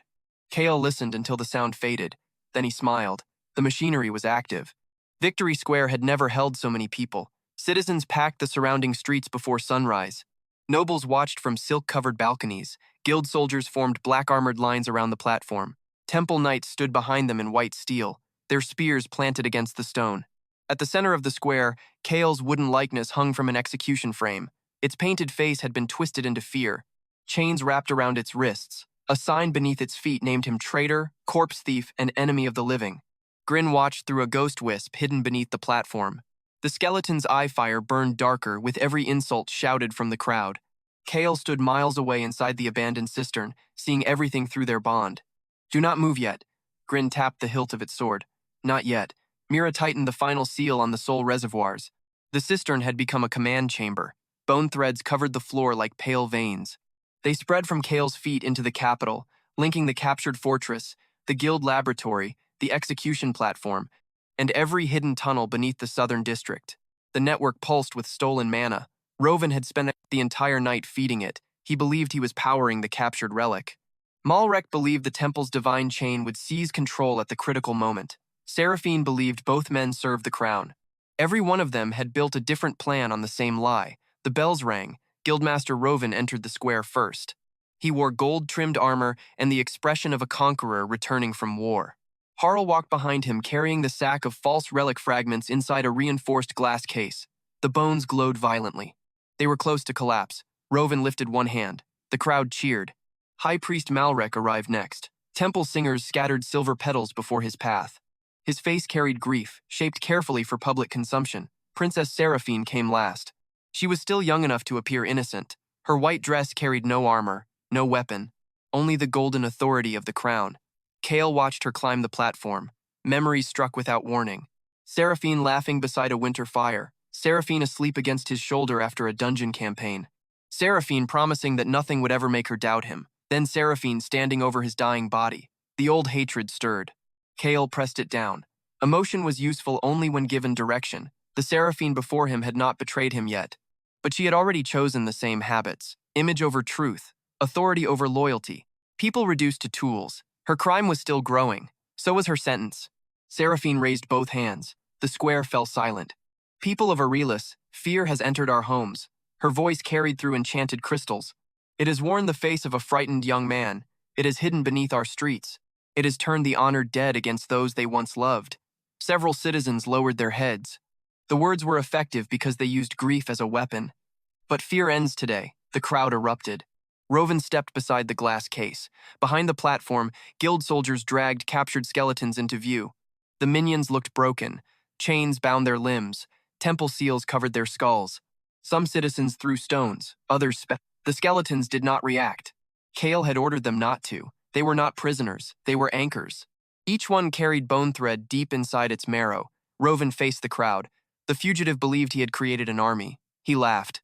He created property. Guild officers joined him. Harl kicked one chained skeleton onto its knees. The crowd cheered again. Grin's hand closed around its sword. A crack spread through the stone beneath its feet. Kael felt the companion's fury. "Hold." Grin's jaw opened. No sound emerged. It turned toward the wooden likeness of Kael and stared at the painted terror on its face. Then it looked back at Harl. The black fire in its eyes sharpened. Rovan lifted the false relic case. Today, the guild will demonstrate control over every undead creature connected to the criminal's network. Malrek watched him from several steps away. His private divine chain had already entered the guild array beneath the platform. Kael could feel it. The high priest intended to wait until the relic activated. Then he would purge Rovan's command signature and claim the entire network in the name of the temple. Seraphine smiled at both men. She intended to let them fight after the ceremony. None of them understood that the network recognized only one sovereign. Rovan placed his palm against the glass. Activate the command relic. Researchers inside the guild tower opened the central mana valves. Power surged. The false fragments screamed. Black light erupted above Victory Square. Every chained skeleton jerked upright. The crowd gasped. Rovan spread his arms. Kneel. The skeletons turned toward him. For one perfect heartbeat, triumph filled his face. Then every skull rotated away. They faced south. Toward Kael, Rovan's smile faded. Kneel. The skeletons remained standing. Beneath the platform, Grin placed one armored hand against the stone. Kael spoke through the bond. Connect. The heart splinter inside Grin's chest ignited. Bone thread raced through the execution platform. It entered the guild cables, the temple chain, the captured minions, the fortified decoy stronghold, the laboratory beneath Rovan's tower. Every line became one command lattice. The trap closed. A system window appeared before Kael. Enemy mana network fully integrated. Foreign command signatures detected. Guild authority, attempting control. Divine authority attempting seizure. Both authorities rejected. First necromancer sovereign command available. Kael lifted one finger. Reverse the flow. The relic case exploded. Black energy struck Rovan's chest. He flew backward. Harl dropped the fragments and screamed as bone threads wrapped around his arms. Across the city, mana crystals inside the guild tower cracked open. Energy poured downward into the hidden tunnels. The walls of the captured fortress began moving. Guild soldiers stationed inside heard bones scraping behind the stone. Doors sealed. Floors split. The skeletons they had stacked as trophies assembled themselves. Arms found shoulders. Skulls rolled toward spines. Blue fire awakened. An officer drew his sword. We are under attack. No, they had been standing inside the attack for days. The decoy fortress did not collapse around them. It transformed. Bone walls folded inward. Guild barricades became cages. Mana cannons rotated toward their owners. The crystals Rovan had installed fed every hidden rune. Trap continuity completed. The bait from the corpse warehouse had led him to the crypt. The false fragments had led him to the laboratory. The laboratory had led him into Kael's command lattice. Greed had carried the trap from one stage to the next. Now it bit. Inside Victory Square, panic spread. Rovan pushed himself upright. What did you do? Malrek raised his staff. Temple formation. Divine seals ignited around the platform. Golden light descended. Kael felt it enter the network. The divine chain tightened around every undead anchor. Malrek's expression changed from concern to confidence. Whatever corruption controls these creatures will be purified. Kael watched through the ghost wisps. The high priest had not learned. He still believed every power outside the church was merely corruption waiting to be renamed. Kael did not counterattack. Not yet. The enemy moved first. Golden chains struck the captured skeletons. Their bones smoked. Blue fire flickered. Temple knights advanced. Guild soldiers recovered and joined them. Rovan pointed toward the southern streets. Find the source. Kael allowed them to try. Temple diviners released searching spells. Guild trackers followed corpse residue. The signals raced into the bone thread network. Kael redirected them through empty tunnels. One false location appeared beneath the old slaughterhouse, another beneath the western graveyard, a third beneath the river. Enemy forces split. Their confidence returned. Malrek saw the weakening skeletons and smiled. Rovan saw guild soldiers retaking the platform and raised his sword. Seraphine remained behind the royal guards, watching both men. The first stage belonged to them. They attacked, Kael observed. The divine chains weakened undead bodies but strengthened soul-based connections. The guild command array amplified orders but required a central relay. The royal soldiers relied on enchanted helmets connected through a tactical crystal beneath the princess's carriage. 3 systems. 3 vulnerabilities. Kael had expected 2. Seraphine's military network had not existed this early in his former life. Another deviation. Another adjustment. He shifted a section of bone thread away from the temple chain and connected it to the royal tactical crystal. Mira watched the map change. The crown was not part of the original trap. It is now. You can control their soldiers? No. Kael studied the new signal. but I can control what they hear. In Victory Square, Rovan raised the glass case again. Only a few false fragments remained intact. He poured his own mana into them. Obey me! The captured skeletons shuddered. Kael waited until the Guildmaster's arrogance returned, until he believed raw power could force reality to accept his claim. Then Kael opened the black door. Grave command. The ground beneath Victory Square cracked. Hands rose. Not 10. Not 40. Hundreds. Skeletons climbed from burial tunnels beneath the streets. Zombies pushed through sealed maintenance doors. Ghost wisps poured from statues and rooftops. Elite corpse beasts broke through abandoned warehouses and charged into the square. Bones rattled like a storm. Blue flames ignited across every direction. The crowd screamed. Guild formations broke. Temple knights turned in circles, suddenly surrounded. Grin tore through the execution platform. Stone exploded upward. The elite bone swordsman landed between the captured minions and Harl. Dark silver armor covered its body. Its awakened blade burned with black fire. The wooden likeness of Kael collapsed behind it. Grin looked at the painted face, then cut the effigy in half with one strike. The crowd fell silent. Grin placed one fist against its chest. Not for them. For Kael. The revelation of the minions was complete. Rovan stared at the undead army. This is impossible. Malrek's face lost its gentle expression. Find the vessel. Seraphine stepped backward. Her royal guards closed around her. Kael entered the square through the southern street. He wore no armor, only the same dark coat the guild had displayed as evidence of his guilt. Mira walked several paces behind him carrying soul containers. The undead army parted. Citizens recognized him. Whispers spread. The traitor, the corpse commander, the boy who had saved the burial district. Kael stopped at the edge of the platform. Rovan pointed his sword. You hid behind monsters. Kael looked at the guildmaster's shaking hand. Then why are you afraid of the man? Rovan's face twisted. Kill him! Guild soldiers charged. Kael did not draw a weapon. Bone aura. Pale light spread across the square. The undead accelerated. Living enemies slowed. Bone aura expanded through the captured command lattice. Enemy physical output reduced by 26%.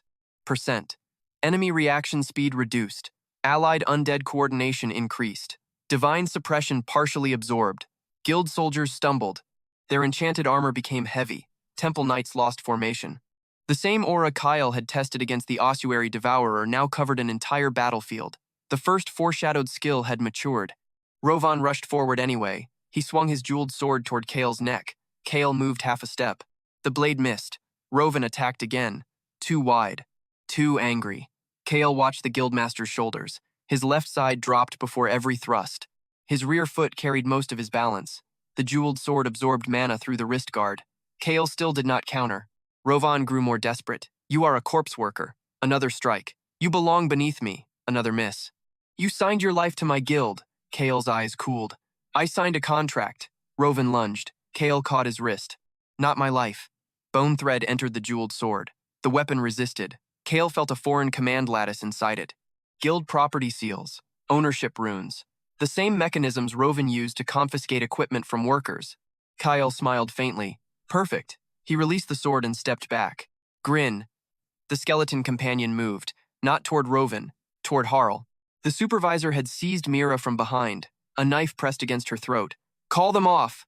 Mira did not struggle. Her eyes remained on Kael. Harl dragged her toward the platform edge. I will kill her. Grin approached slowly. Harl pointed the knife at it. Stop! Grin stopped. Its skull tilted. Harl's fear became confidence. You understand me, Bone Freak? Grin looked toward Kael. During the battle with the Devourer, Kael had identified weaknesses and ordered the final twist. Now he saw another.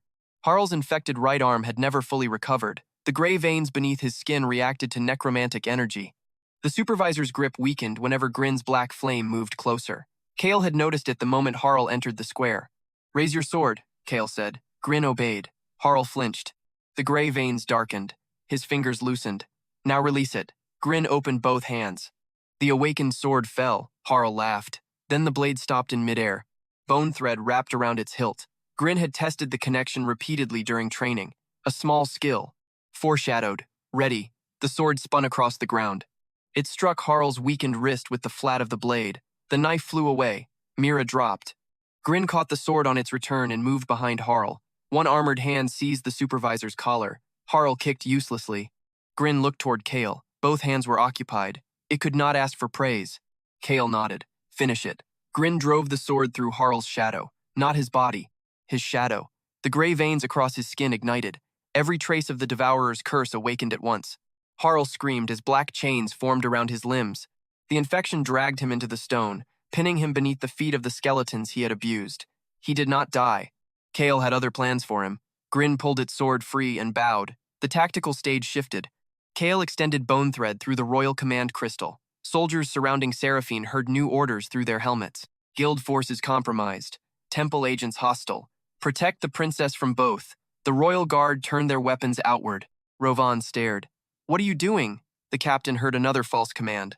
Guildmaster, attempting abduction. Royal spears lowered toward Rovan. Malrek raised his staff. The captain received a second instruction. High priest preparing unlawful purification. The royal guard closed around both men. Seraphine's face changed.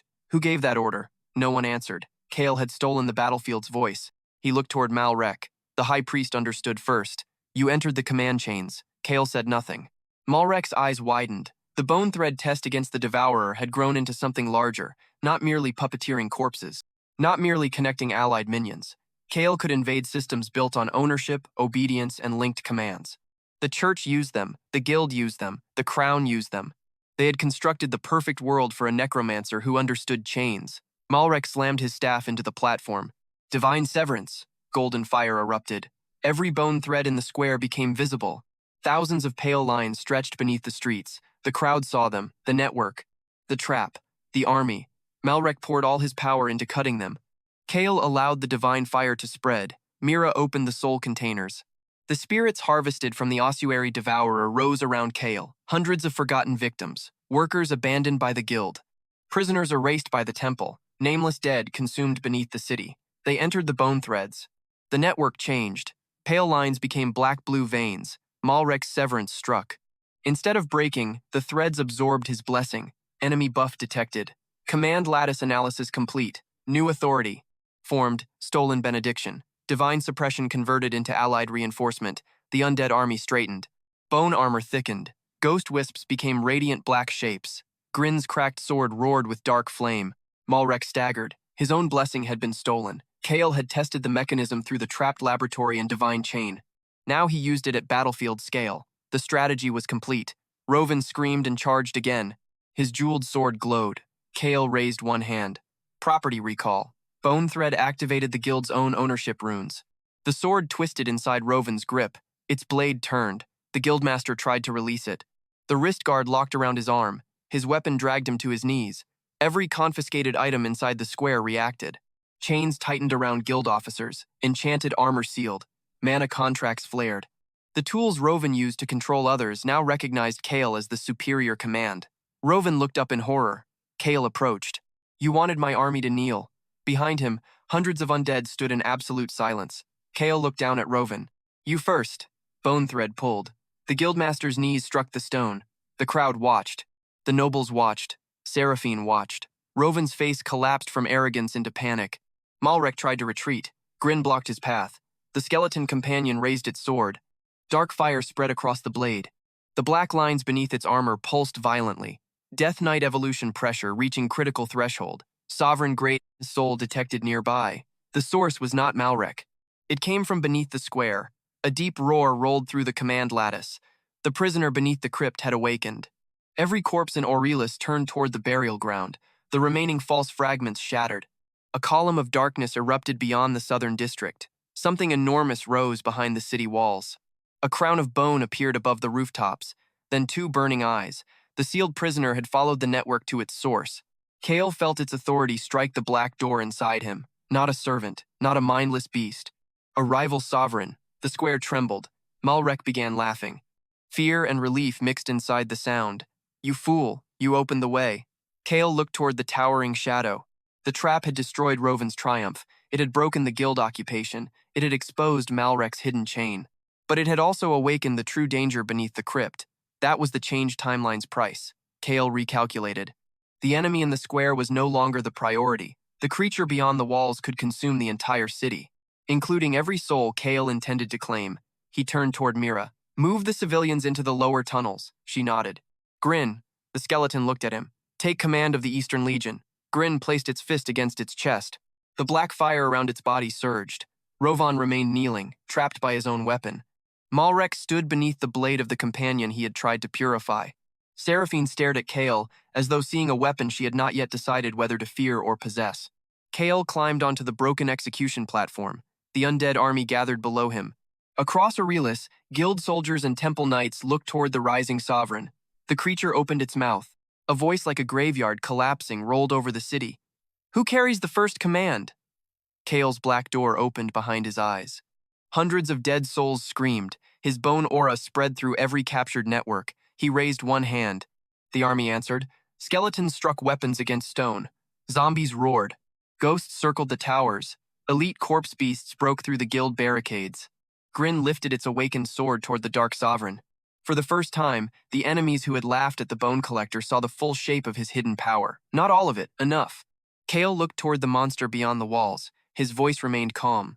"You arrived early." The Sovereign roared again. Kael smiled. "Then your death will too." The thing beyond the southern wall stepped into Aurelis. The wall did not stop it. Stone towers reached only to its knees. Its body was built from black bone wrapped in ancient chains. A crown of broken horns rose from its skull. Tattered robes moved around it without wind, stitched together from burial cloth and the shadows of dead kings. Every step killed the street beneath it. Plants withered, metal rusted. Living men forgot how to breathe. A system window opened before Kael. Ancient undead sovereign detected. Designation recovered. Vorath, Warden of the Hollow Throne. Former authority. Grave sovereign. Current condition. Starved. Bound. Mentally unstable. Core ability. Command devourer. Warning. Target can seize control of lesser undead. Warning. Target can consume command lattices. Threat exceeds current combat capacity. Kael read every line once. Then dismissed the window. Panic spread through Victory Square. Citizens pushed against royal barricades. Guild soldiers abandoned Rovan. Temple priests called upon gods who did not answer quickly enough. Vorath raised one skeletal hand. The dead inside Aurelis stopped obeying. Kael felt the attack enter the bone thread network. It was not force. It was authority. The ancient sovereign spoke directly into every corpse, every ghost, every loose fragment of bone. "Come to me." Hundreds of lesser skeletons turned toward the southern district. Several zombies stepped away from Kael's formation. The captured minions in Victory Square trembled. Rovan laughed from his knees. "There. Your army knows its true master." Kael looked down at him. The guildmaster mistook pressure for victory because he had never understood control. Control was not ownership, it was maintenance. Kael closed one fist. Grave command. His authority struck the network from the opposite direction. The undead froze between two sovereigns. Bones rattled. Ghost wisps screamed. The command lattice stretched until cracks appeared across the streets. Vorath turned its burning eyes toward Victory Square. At last, its voice entered every skull. The inheritor. Kael stepped from the execution platform. "You were waiting for me." "I was waiting for a door." The ancient sovereign lifted both arms. Black chains erupted from its spine and pierced the city. One struck the guild tower. Another entered the temple. A third descended beneath the palace district. Vorath had sensed every command network connected to Kael's trap. Now it was feeding upon them. Mana vanished from Rovan's laboratory. Temple blessings dimmed. Royal tactical crystals cracked. The same system Kael had seized was becoming a bridge for the creature. Mira ran toward the evacuation tunnels. "Move!" she shouted. "Leave the square!" Royal guards opened the lower passages. Citizens poured inside. Seraphine remained near the platform. Her captain grabbed her arm. "Your Highness, we must retreat." She pulled away. "A princess does not flee in front of her people." Kael heard her. The words were proud, beautiful, useless. A falling tower would not spare her because she preserved the crown's image. He pointed toward two skeleton guards. "Take her below." Seraphine stared at him. "You dare command me?" Kael did not look at her again. The skeletons seized her by the arms and carried her toward the tunnel. She struggled. The crowd saw their princess being dragged to safety by undead monsters. Kael saw a living resource removed from the battlefield. Nothing more. Vorath opened its jaws. A wave of black sound rolled across the square. The undead under Kael's control convulsed. Bone threads snapped in dozens of places. Several skeletons turned and attacked their own allies. Ghost wisps rushed toward the ancient sovereign. The enemy had made the first move. Kael did not stop it. He watched. Vorath absorbed authority through sound. Its chains anchored into existing command systems. It targeted the weakest minions first, then used their surrender to destabilize stronger ones. Its left arm moved before each command wave. The crown above its skull brightened when it stole a minion. The chains entering the city carried power back toward the hollow cavity inside its chest. Weaknesses, patterns, costs. Kael recorded them. Rovan watched more skeletons abandon the square. His confidence returned. Your little rebellion is finished. Kael turned toward him. Remove your sword. Rovan pulled at the jeweled weapon locked around his arm. It did not release him. Kael walked away. Behind him, the guildmaster continued struggling against his own property seal. The probing stage belonged to Vorath. Kael allowed it to believe the advantage was complete. He withdrew his bone aura from the outer streets. The undead slowed. The ancient sovereign stole another wave. Its crown burned brighter. You carry the first command, Vorath said. Yet you kneel behind unworthy bones. Kael stopped near the southern gate. Grin waited beside him with the Eastern Legion. The elite bone swordsman stood at the front of nearly 200 undead. Black fire moved beneath its armor. The awakened sword hummed against its grip. Vorath noticed the companion. Its hollow eyes narrowed. That one belongs to me. Grin raised one hand, then pointed at Kael. The meaning was simple. Wrong. Vorath extended a chain. It struck Grin's chest. The ancient command entered the skeleton. Grin staggered. Dark fire vanished from one eye. Kael did not intervene immediately. He watched the chain. It entered through the heart splinter. The same splinter that had connected the guild laboratory. The same splinter that carried the Devourer's resonance. Vorath recognized it as part of its prison guard. That recognition gave it access. Grin dropped to one knee. Its sword fell point first into the stone. The Eastern Legion trembled. Vorath pulled. Return. Grin's armor cracked. Its skull turned toward the ancient sovereign. Kael's expression remained cold, but his bone threads moved, not to block the command, to follow it. The connection ran from Vorath's crown through the chain, into Grin's heart splinter, and down into the sword. Kael entered the path silently, a small invasion, the same principle he had tested against the ossuary devourer, the same principle he had expanded through the guild and royal command networks. Chekhov's blade had already been sharpened. Now it found a larger throat. Kael touched Grin's shoulder. Do you know who commands you?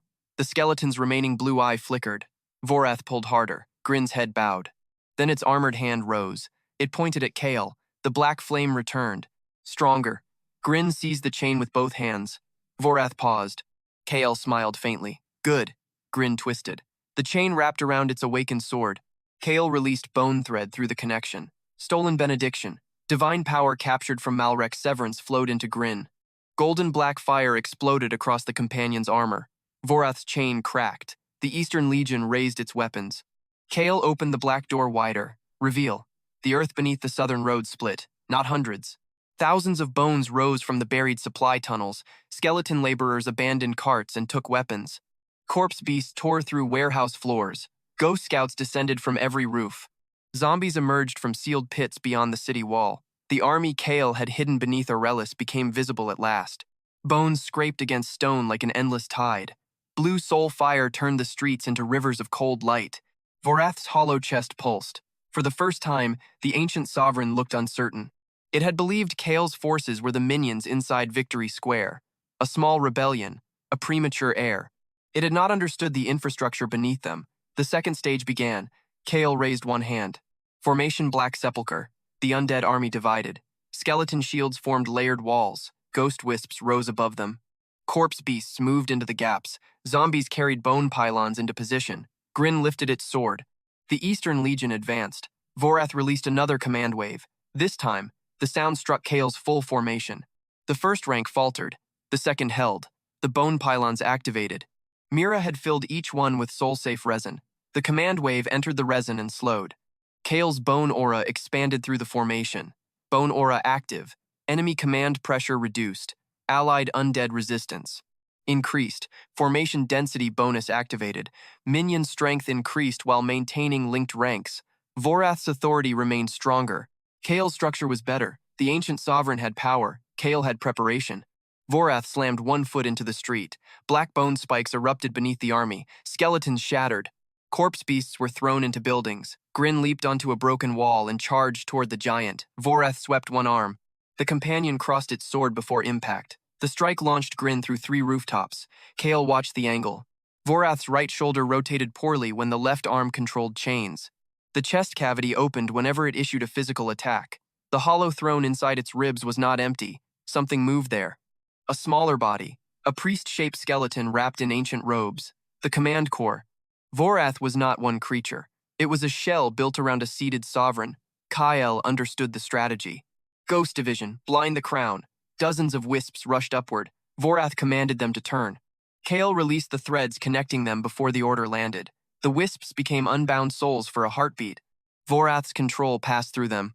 Kael reconnected. The ghosts struck the horned crown. Black fire burst across it. The ancient sovereign roared. Its command field weakened. Corpse beasts, rear anchors, 3 massive undead monsters attacked Vorath's legs. They did not try to wound it. They wrapped chains around the joints and drove bone stakes into the road. Vorath crushed the first beast. The second held. The third bit through an exposed tendon of dark energy. The giant leaned. Kael lifted both hands. Bone thread. The entire formation moved as one. Thousands of lines spread through the battlefield. Skeleton shields locked. Zombies pulled chains. Ghosts tightened around the crown. Corpse beasts dragged at the legs. The pressure struck Kael immediately. Blood ran from his nose. His fingers split. The black door shook. Controlling the Devourer battle had nearly torn his soul with a fraction of this number.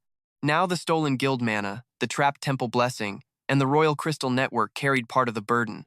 Every enemy system Kael had captured supported the command. Vorath tried to consume the lattice. Kael let it. The ancient sovereign absorbed the guild ownership runes first, then the temple suppression chains, then the royal tactical signals. 3 foreign command languages entered its mind at once. Conflicting orders flooded the hollow throne. Claim property. Purify corruption. Protect the crown. Vorath staggered. Its many chains pulled in different directions. Kael had not merely connected the systems, he had preserved their contradictions. The trap expanded from men to monster. The sovereign had bitten the same poisoned bait. Stage 3. Tactics. Grin. The companion climbed from the rubble. Half its chest armor was gone. One horn of black bone had begun growing above its right temple. Its eye fire shifted between blue and black. Death Knight pathway approaching completion. Sovereign-grade soul proximity. Confirmed. Evolution cannot complete until enemy command core is severed. Grin looked at the system message. Then at Vorath. Then at Kael. It pointed toward the hollow chest. Kael nodded. The companion rolled its shoulders. Its sword burned. Vorath saw it coming. The ancient sovereign raised its left arm. Chains gathered. Kael spoke first. Royal command. The tactical crystal beneath Seraphine's carriage activated. Every royal horn across the southern district sounded. Vorath's stolen command pathways reacted. Protect the princess. The chain attack shifted toward the palace. Only for a breath. Enough. Grin sprinted up the giant's anchored leg. Skeletons formed steps beneath its feet. Ghosts pushed from behind. The companion crossed Vorath's waist, climbed the ribs, and reached the opening in its chest. The seated command core raised a staff. Dark energy gathered. Grin jumped. The first blast struck its left shoulder. Armor vanished. The second tore through one leg. Grin continued. The third hit its skull. Blue flame scattered. Kael felt their bond weaken. Inside the shadow connection, Grin's presence flickered. The companion had performed finishing strikes before. Bandit. Devourer, Harl's curse. This one would decide whether the city survived. Kael tightened the bone thread, not to control Grin, to hold the shattered pieces together. You asked for praise after killing one thief. Grin's remaining eye burned. You destroyed my first table. The sword rose. You stole from a holy archive. The tiny golden letter opener fell from Grin's broken ribs. It spun through the air. Grin caught it with 2 fingers. The miniature blade still carried Malrek's divine seal residue. The companion drove the letter opener into the command core's staff. The golden metal disrupted the spell. A stolen decoration. Foreshadowed by foolishness. Made useful by timing. Grin raised the awakened sword with its remaining arm. Kael gave the final order. Core severance. The black lines within the blade ignited. The incomplete trait born during the Devourer battle awakened fully. Grin struck. The sword cut through staff, robe, spine, and hollow throne. Vorath froze. The giant shell released a sound that broke every window in the district. The command core split in half. Grin landed inside the chest cavity. It seized the severed sovereign skull, then jumped. Vorath collapsed behind it. The enormous body struck Aurelius like a falling fortress. Dust swallowed the southern streets. Chains snapped. The horned crown shattered. Every stolen undead dropped to the ground.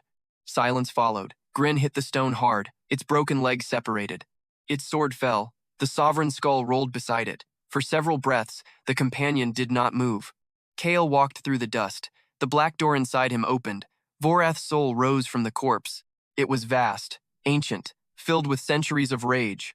The spirit looked down at Kael. You are not ready for the throne. Kael held out one hand. I did not ask permission. Soul harvest. The sovereign screamed. Black energy poured into Kael. The streets trembled again. His veins burned. Bones cracked beneath his skin and repaired themselves stronger.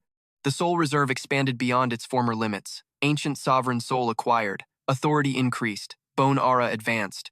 Bone thread advanced. Command devour resistance acquired. Eligible elite minions detected. Multiple evolution paths unlocked. Power flooded Grin. The broken skeleton rose from the street. Bone fragments flew toward it, its missing leg rebuilt first. Then the shoulder. Then the chest. Dark armor formed layer by layer. A cloak of black soul fire spread behind it. The horn above its temple completed itself. A second horn emerged. Its awakened sword transformed into a long black blade engraved with pale names. Grin stood taller, heavier. No longer merely elite. First companion evolution complete. Elite bone swordsman evolved. Death Knight companion awakened. Unique title acquired. Grin, severer of sovereigns. Every undead in the district bowed. Grin looked down at its new armor. Turned left. Turned right. Checked the cloak, then extended both hands toward Kael. Even as a Death Knight, it still demanded praise. Kael looked at the ruined sovereign behind it. Exceptional. Grin placed one gauntleted fist against its chest. The other wiped away an imaginary tear. Then the Death Knight picked up the tiny golden letter opener from the rubble and stored it carefully inside its armor. Mira arrived with the final civilians. She stared at Grin. You became a knight. Grin drew itself up. Mira applauded. The Death Knight bowed. Behind them, the battle had ended. The punishment had not. Guildmaster Rovan still knelt inside Victory Square, locked to his sword. High Priest Malrek had lost most of his divine network. Seraphine had been carried into tunnels by the undead she publicly condemned. Their first consequences had arrived. Their true judgments remained unfinished. Kael absorbed the last fragment of Vorath's soul. The black door closed. Then a new sound echoed from beneath the fallen sovereign. Not a roar. A bell. One slow chime from deep below Aurelius. A system window appeared. Hollow throne located. Ancient succession trial initiated. Foreign challengers detected. Kael looked toward the guild tower. Then the temple. Then the palace. Rovan, Malrek, and Seraphine received the same notification. 3 lights rose above the city.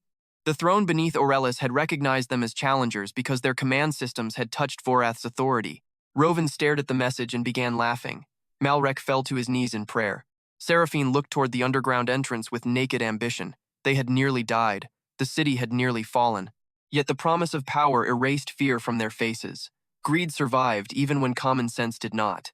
Kael watched them from the southern road. The ancient trial would force every challenger into the hollow throne, a closed battlefield. A sovereign inheritance. A place where the guildmaster, high priest, and princess would be unable to hide behind armies, laws, or public performances. They believed the trial was a reward. Kael felt Grin stand beside him. The new Death Knight rested its sword across one shoulder. The bell rang again. Kael smiled. The first disaster is over. Beneath Victory Square, the entrance to the hollow throne opened.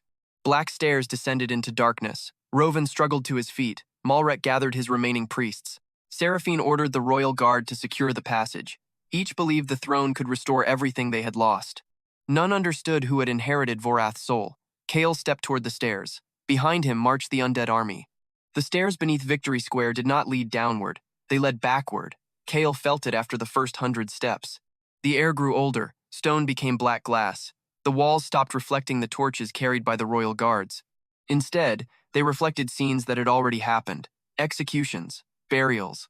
Kings kneeling before empty thrones. Armies entering the earth and never returning. Grin walked beside Kael in full Death Knight armor. Its black cloak burned without heat.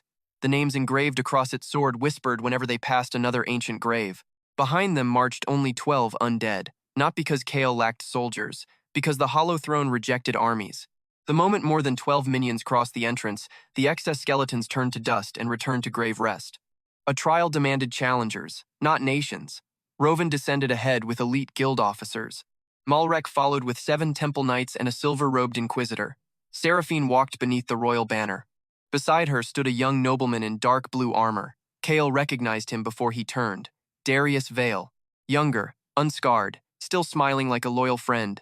In the previous life, Darius had met Kael several months after the awakening ceremony.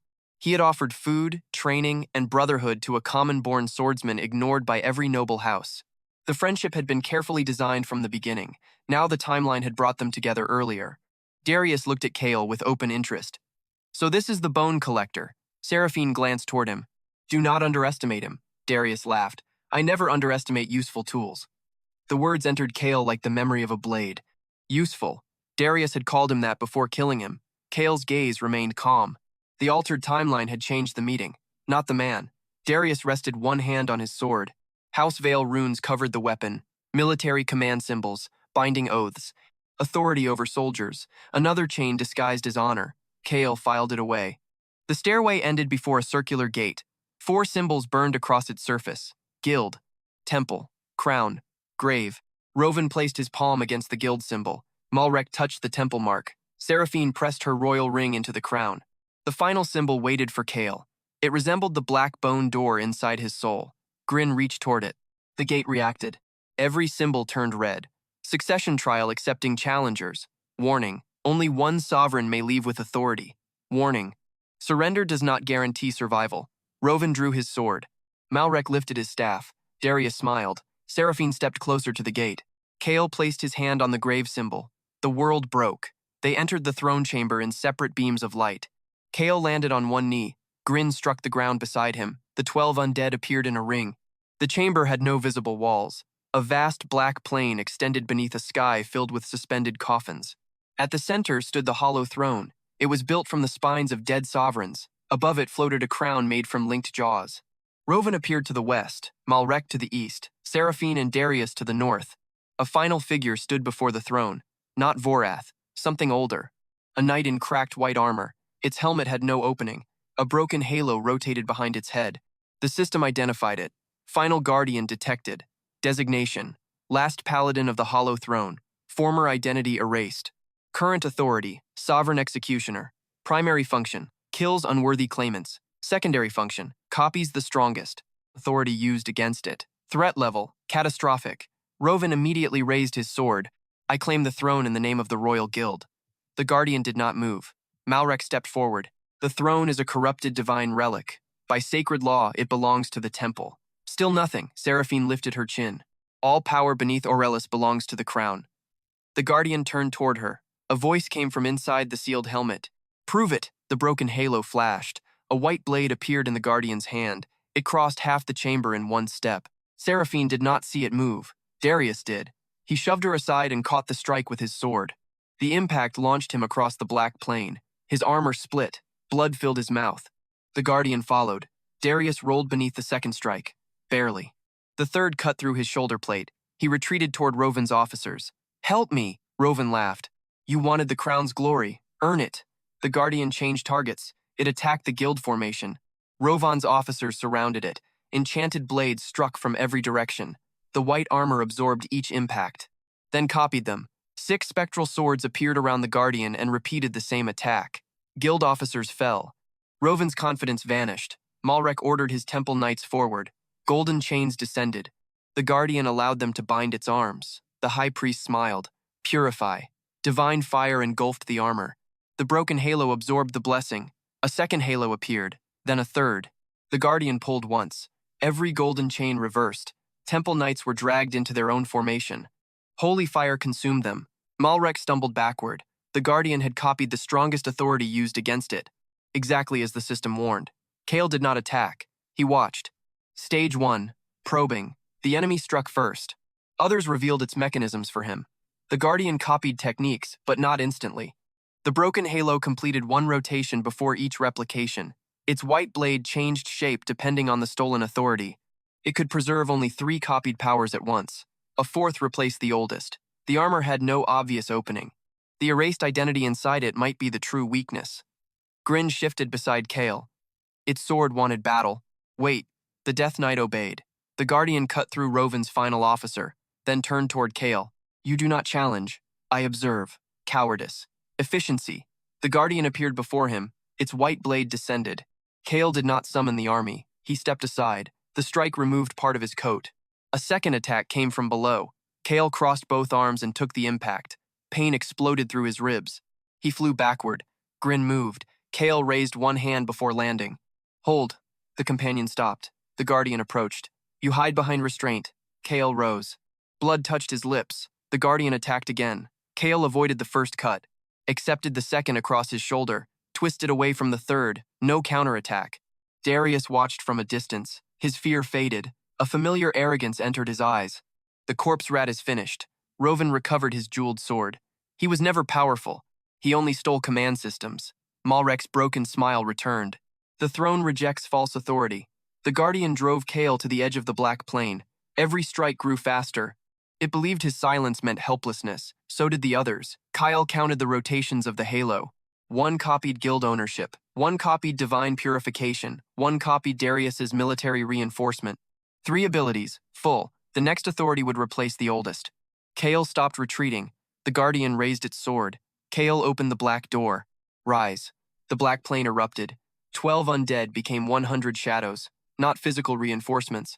Soul projections stored inside the 12 chosen bodies. Each minion unfolded into layered forms. Skeleton shields, ghost archers, corpse beasts, grave mages. The trial had limited bodies. It had not limited souls. Blue fire flooded the chamber. Bones rattled beneath the hanging coffins. The Guardian paused. Stage 2. Minions revealed. Kael lifted one hand. Formation Black Sepulchre. The projected army moved. Shield walls trapped the Guardian's blade. Ghosts wrapped around the broken halos. Corpse beasts attacked its legs. Grave mages released curses into the armor. The Guardian copied Bone Aura. A pale field spread around it. Kael's minions slowed. The oldest copied ability vanished. Guild ownership disappeared from the halo. Kael had forced the replacement deliberately. Rovin's jeweled sword stopped glowing. His face changed. Kael pointed toward him. Grave command. Bone thread entered the exposed property seals. Rovin's weapon turned. The guildmaster screamed as the blade locked against his throat. The Guardian broke free from the shield wall. Its copied Bone Aura strengthened the white armor. Kael watched the halo. One rotation. Complete. The ability had been copied. That meant the Guardian now carried a version of Kael's command authority. A door. Exactly what he needed. Bone thread. Gray lines struck the projected minions. Then entered the Guardian through the copied aura. The paladin froze. Kael felt the internal lattice. Armor, halo, sword, and a soul buried beneath thousands of execution commands. A human soul, chained. Its name had been erased from the system, but not from death. Kael touched it. The Guardian roared. Withdraw. No, you are unworthy. That was not your voice. The white blade swung. Grin finally moved. The Death Knight blocked the strike. Black and white fire collided. The impact split the plane. Grin slid backward but remained standing. Its cloak flared. The Guardian raised its second halo. Copied divine chains wrapped around Grin. Malrek saw them and shouted, "Kneel, creature!" The Death Knight looked toward him, then slowly raised one gauntleted hand. Its middle finger remained extended while the others closed. Mira was not present to explain the gesture. Kael understood anyway. The Guardian pulled the chains. Grin stepped forward. Dark lines spread from its armor into the holy restraints. Stolen benediction activated.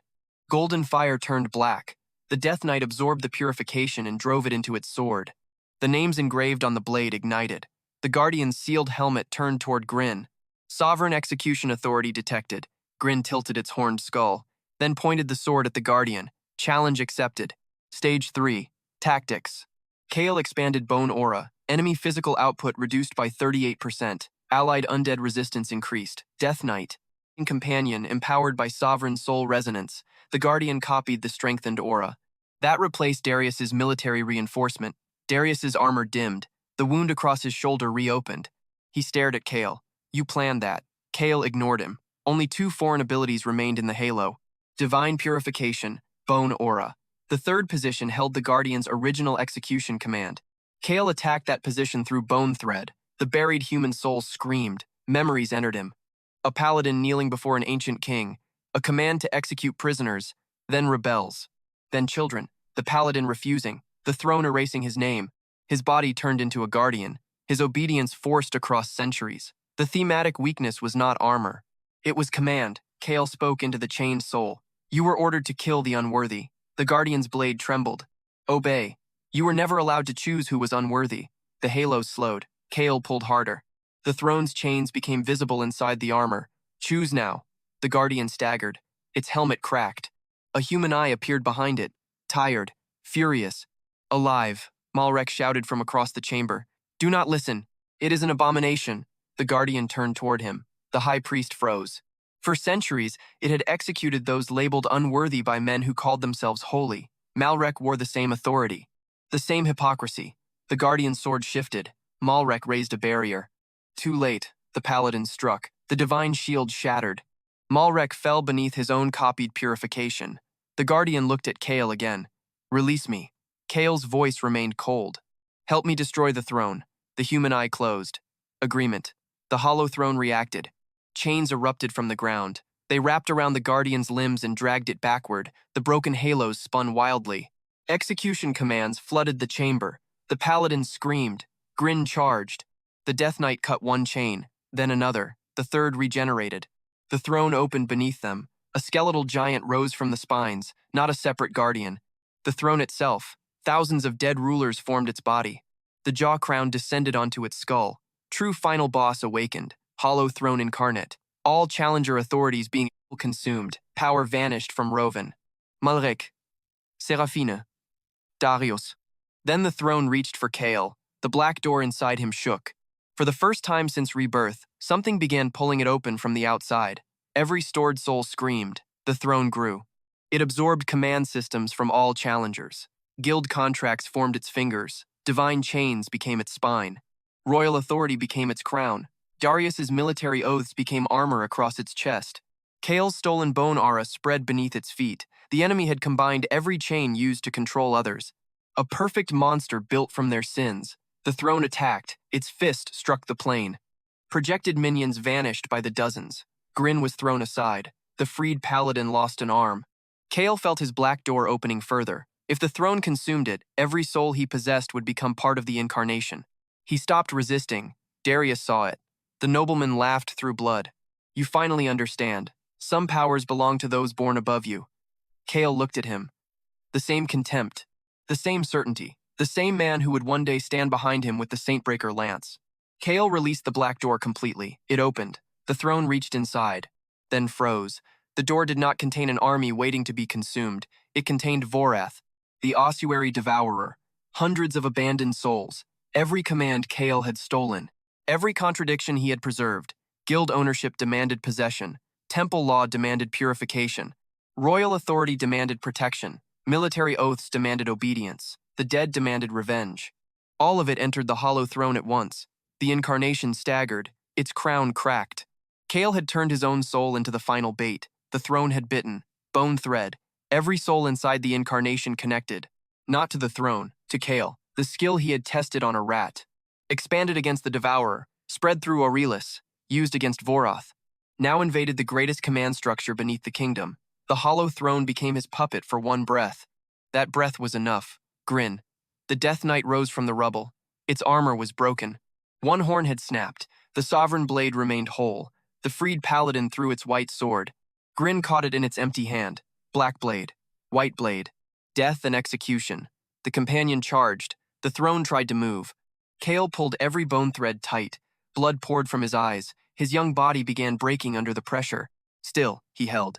Grin leaped onto the incarnation's arm, ran across its shoulder, reached the jaw crown. The throne opened 1,000 mouths. Unworthy. Grin crossed both swords. The black blade carried stolen souls. The white blade carried the freed paladin's judgment. Kael gave the order. Sever the throne. Grin struck. The first blade cut authority. The second cut command. The jaw crown split. The incarnation collapsed. A shockwave tore across the black plain. Coffins fell from the sky. The throne shattered into a storm of bones. Grin landed before the broken seat. The Death Knight drove both swords through its center. Stage 4. Ending. The hollow throne screamed with the voices of every ruler who had ever fed it. Then silence swallowed them. Kael approached the remains. The throne's soul rose before him, a shapeless mass of command, greed, and fear. He placed one hand against it. Soul harvest. The mass fought. Kael pulled harder. The black door consumed it. Power flooded him beyond measurement. Hollow throne authority acquired. First Necromancer class evolution available. New title. Acquired. Sovereign of the Unclaimed Dead. Bone thread evolved into Grave Dominion. Bone aura evolved into King's Sepulchre. Command systems within range may now be challenged. The chamber stabilized. The freed paladin knelt. Its erased name returned in pale letters. Edrin Vale. Darius stared. Vale. An ancestor. A man erased because he refused to obey a corrupt throne. The paladin turned toward Darius. You carry my blood. Darius stepped forward eagerly. Then your power belongs to me. Edrin looked at him for a long moment. No. Darius's face collapsed. The paladin offered its white sword to Grin instead. The Death Knight accepted it. Edrin's remaining soul entered the blade. Grin now carried 2 sovereign weapons. It looked at Kael. Both hands were occupied, unable to ask for praise, so it extended the swords toward him one after another. Kael nodded. No one else could have done it. Grin froze. The black fire in its eyes widened. Then it turned away quickly, pretending to inspect the blades. Darius saw the exchange. Envy twisted his face. He drew a hidden dagger and rushed Kael from behind. The movement was familiar. Too familiar. Kael did not turn. Grave Dominion activated. Darius stopped mid-step. His military oaths appeared around him as black chains. Kael faced him slowly. Darius struggled. What did you do?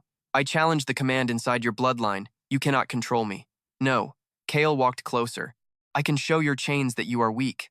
The military runes abandoned Darius. His armor fell apart. His sword lost its light. The nobleman dropped to his knees. Seraphine stepped between them. Kael, stop. He looked at her. She softened her voice. We can still work together. The crown can pardon everything.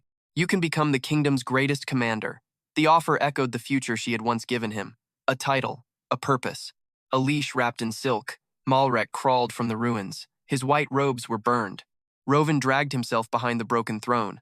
All 4 had reached the same stage, panic becoming desperation. Darius looked up at Kael. We were meant to be brothers. Not yet, but he said it anyway. The timeline had changed. The manipulation remained identical. Kael crouched before him. Darius forced a smile. You need me. Kael remembered the arena, the lance entering his back. The whisper beside his ear. He repeated the exact words. You should have stayed useful. Darius's face emptied. Some part of his soul recognized the sentence. A future crime reflected backward. Kael stood. Rovan began begging. Malrek invoked mercy. Seraphine spoke of duty. Darius spoke of friendship. Kael looked upon all 4. He did not kill them. Not yet. A quick death would erase the lesson before they understood it. The hollow throne opened 4 judgment gates around the chamber. 1 for guild corruption, 1 for false holiness, 1 for royal hypocrisy, 1 for betrayal. Kael raised one hand.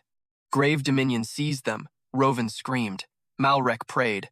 Seraphine demanded obedience. Darius called Kael's name. The gates pulled them inside. Before each gate closed, Kael spoke. Your trial begins now. The 4 doors vanished. Their final sentences would be delivered separately, linked to their crimes, by his hand.